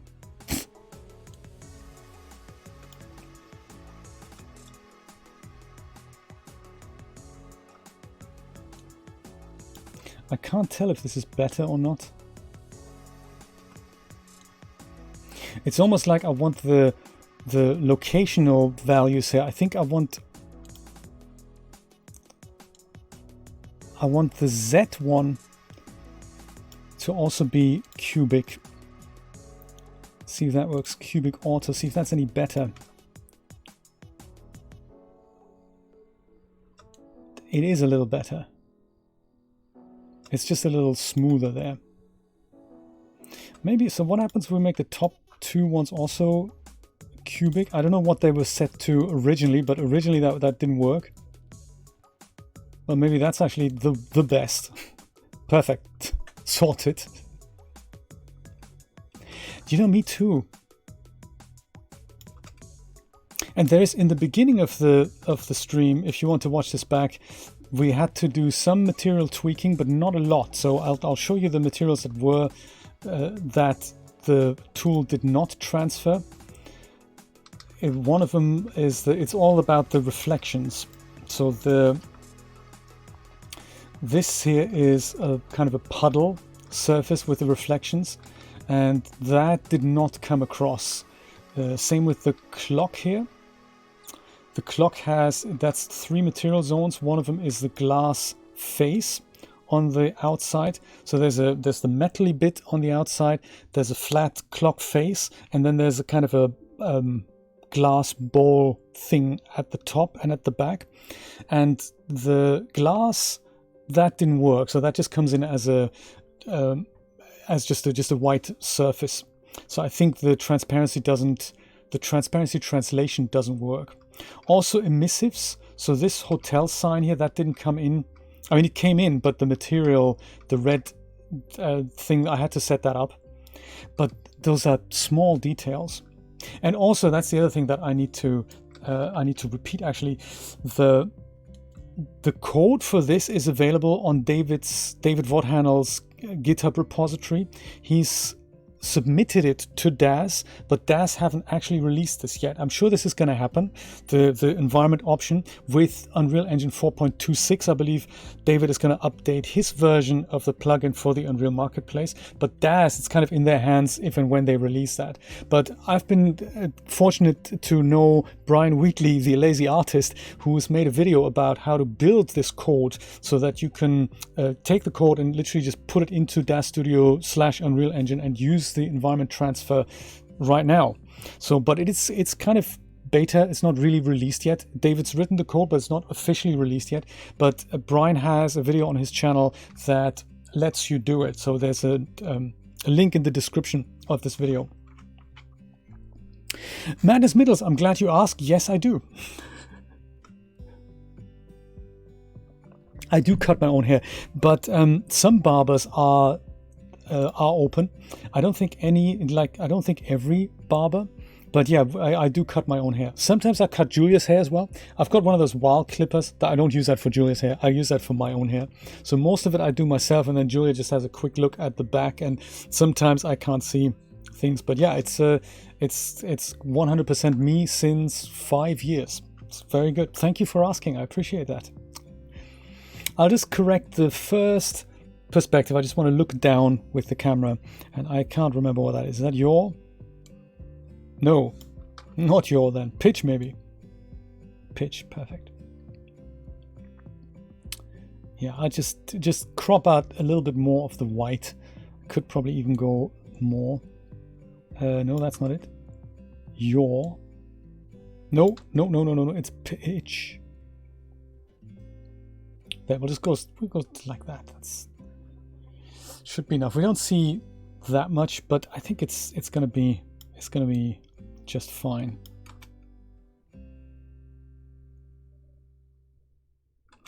There, I think there's one single other. Now that we've changed that,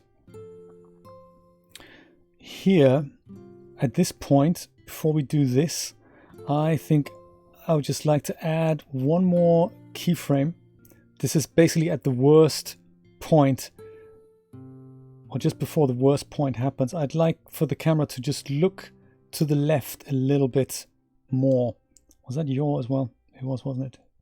Just a little, just so that we get kind of a twerky motion here. I think it'll be for the better though. I don't mind the twerky motion. Oh, look at that. What happened there? That's not good. We can't have that happen. Is that because of the interpolation now? This here.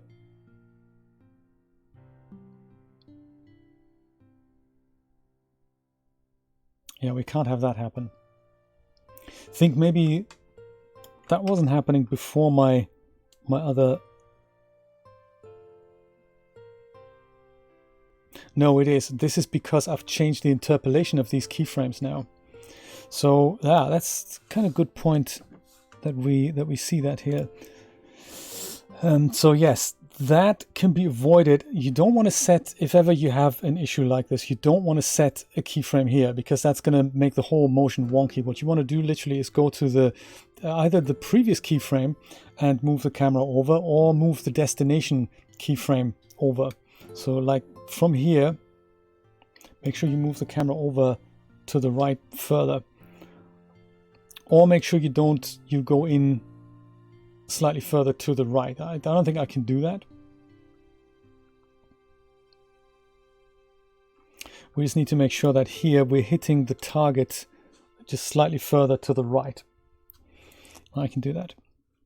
I think I'll go put that to here. And just make sure what is that now? Is that the Y? Nope. It's gotta be the X then. Just move X slightly further over.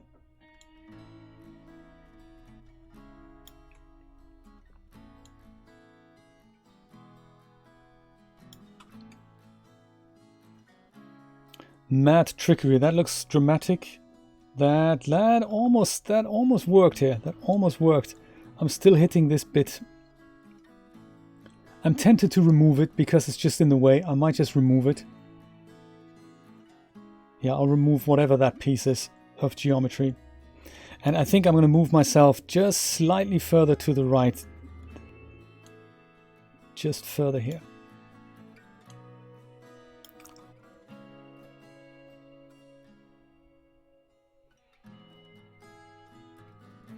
There. We're not hitting the tunnel now exactly straight, but I'm happy with it. It's dramatic enough. I'm good with it. Maybe I don't need to remove that piece of geometry. No, now I don't. Now I don't need to do that. Okay, good. Let's leave it.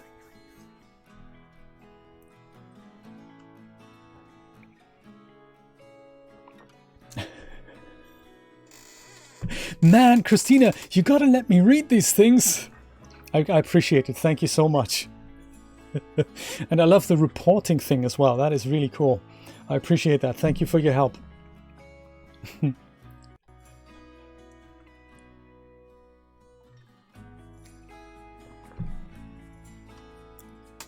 Yeah, they'll come back, Christina. They'll come back, and before you know it, there's going to be so much hair again. Mine was really thin. I never lost all my hair, but it all just kind of fell out and was extremely thin, and I just shaved it all off at that point, because hair all strewn over your food is not something you want. Trust us. Yeah, so it took maybe 6 months, and then it literally just came back everywhere with a vengeance. As soon as the body had enough nutrients again, it was just going, you know, it was just going back. I'll go and do exactly the same thing again. Capture movie. Because it only takes 2 minutes to do. All right, look at that.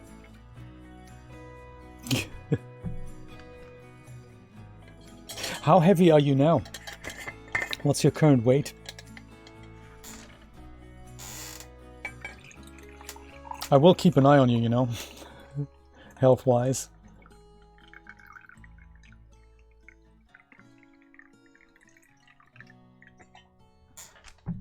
And stubble is kind of it's good as a scratching post. You'll miss it. I'm sure you will. There'll come the point where you go, hey, I've got this itch, and you just go. I do that with my beard sometimes. 56.9. Look at that. It's going up. This is very, very cool. So that in pounds, that is just over 100 pounds. It's 100 and it's more than that. 120, 115, 120. Very good, Christina.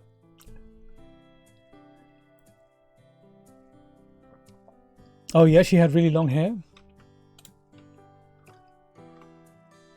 There, let's watch it. Let's watch the final render. This is dramatic. I like seeing this that close. I didn't mind that geometry. We've mixed up that thing. I like being that close to the wall. We're done here. This is good. This is very nice. You could just keep playing with this over and over. But if I think about the days at which I had to set this off as a render overnight on 2 to 3 machines, and then in the morning hope I'm happy with the results, I much prefer working this way. This is what I was always, this is what I always wanted to do with Unreal Engine. Use it to make animations like this. This is just so super cool. Really? Oh wow, then you're off the TPN. So that'll be 58. That's the new milestone. That is very cool, Christina. I love it.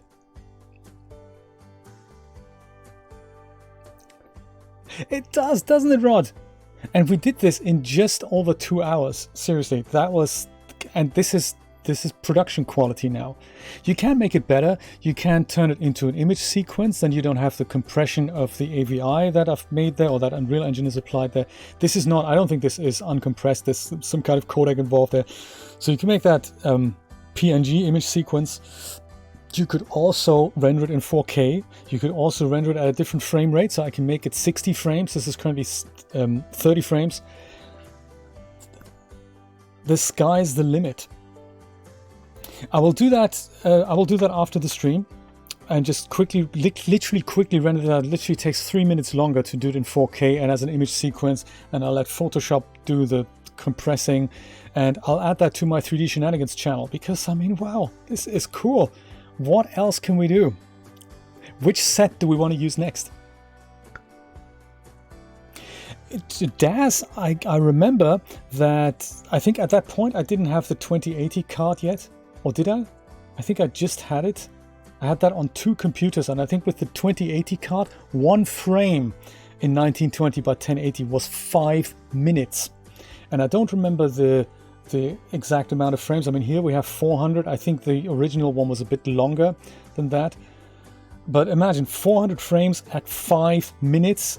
That is how many minutes is that? Let's see, calculator. Oh, he always comes up on the second screen and I don't have access to that. What a shame. Yeah, quickly do that calculation there for me. 400 frames times 5 minutes, and what is that in hours? That is just, you know, crazy.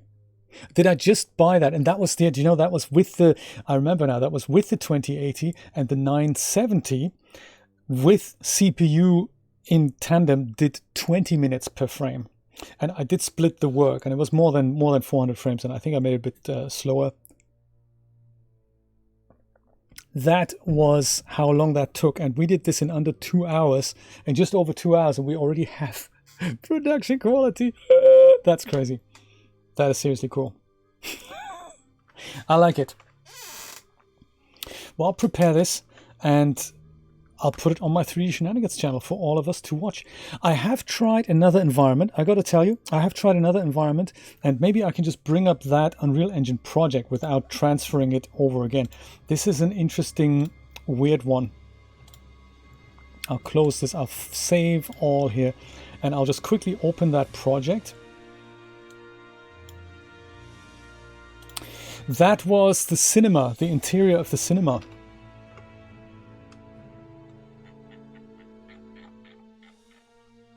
Not sure about the orchestral music here. Let's see if I can go back to my favorite dreamy beats. Let's do that. Sun is Shining, Thomas Skjuldberg. Or even Sarah the Instrumentalist. You ever listen to this? This is nice. Let's do that. While I show you, I think is it... I think I should see a little... I think it's this. DAZ 7. I think that's it. I'll quickly show you that. This is so the cinema sequence that I have in my title sequence here. That took a while to render. That was in Blender back then, and that was something that was also that was crazy amounts of time that took.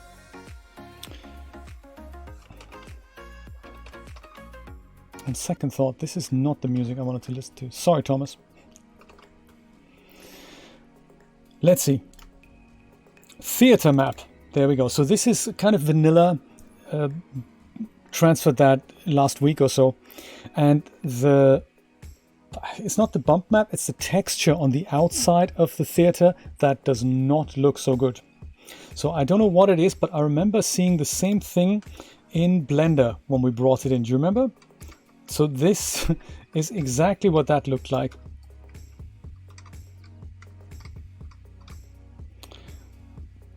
it still has that texture on it. I'm not sure if that's the fixed one. I don't think it's the fixed one. I think you can still see the seams here. So this must be an older texture there.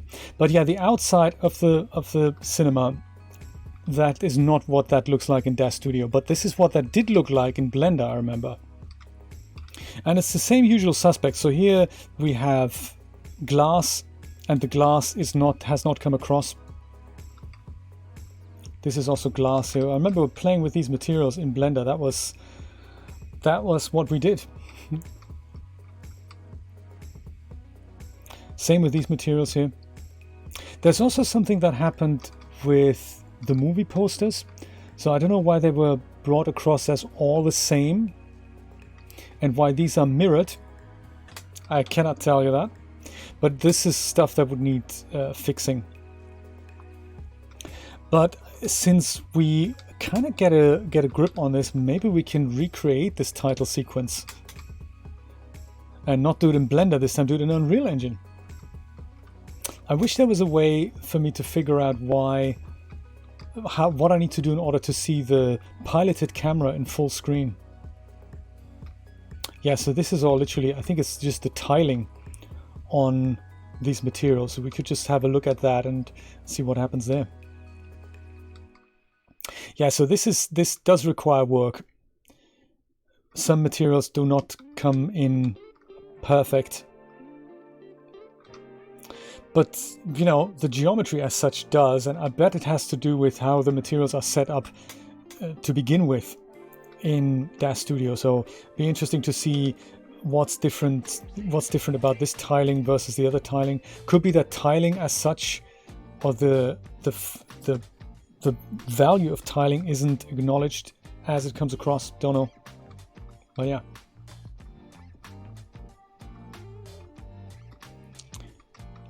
Yes, that would be good too, Brian. I mean, you can switch off automatic keyframing.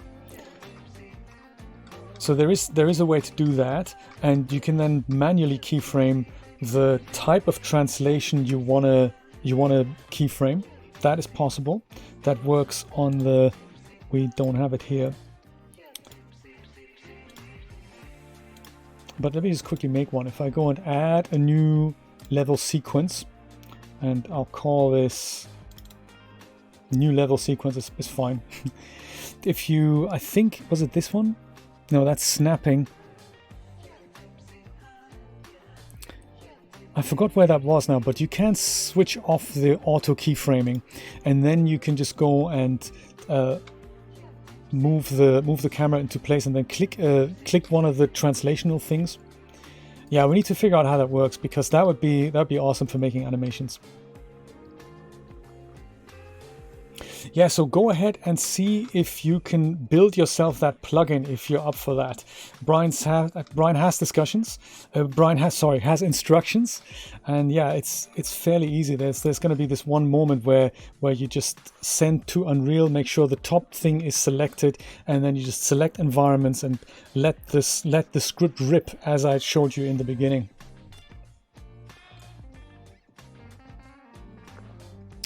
There we go. That's the Unreal part of the stream done, I say. Let's go close it and see if I can remember how to speed model some shorts. Let's do this.